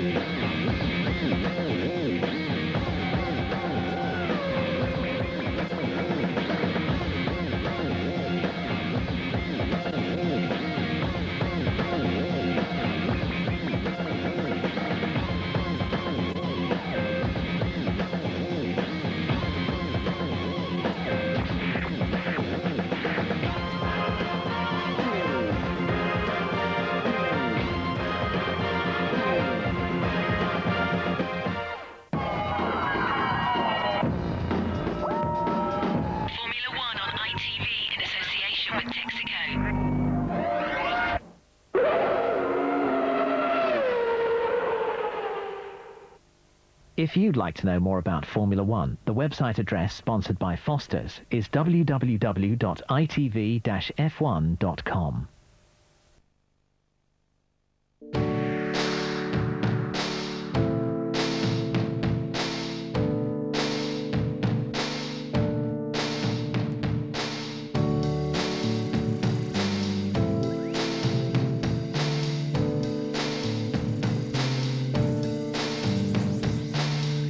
In erster Linie möchte ich mal ankommen und dann schauen wir, was dabei rauskommt. Ich glaube, dass wir klar die Möglichkeit haben, einen Podestplatz zu erlangen. Und ich hoffe auch, dass es funktioniert. Wir werden sehen.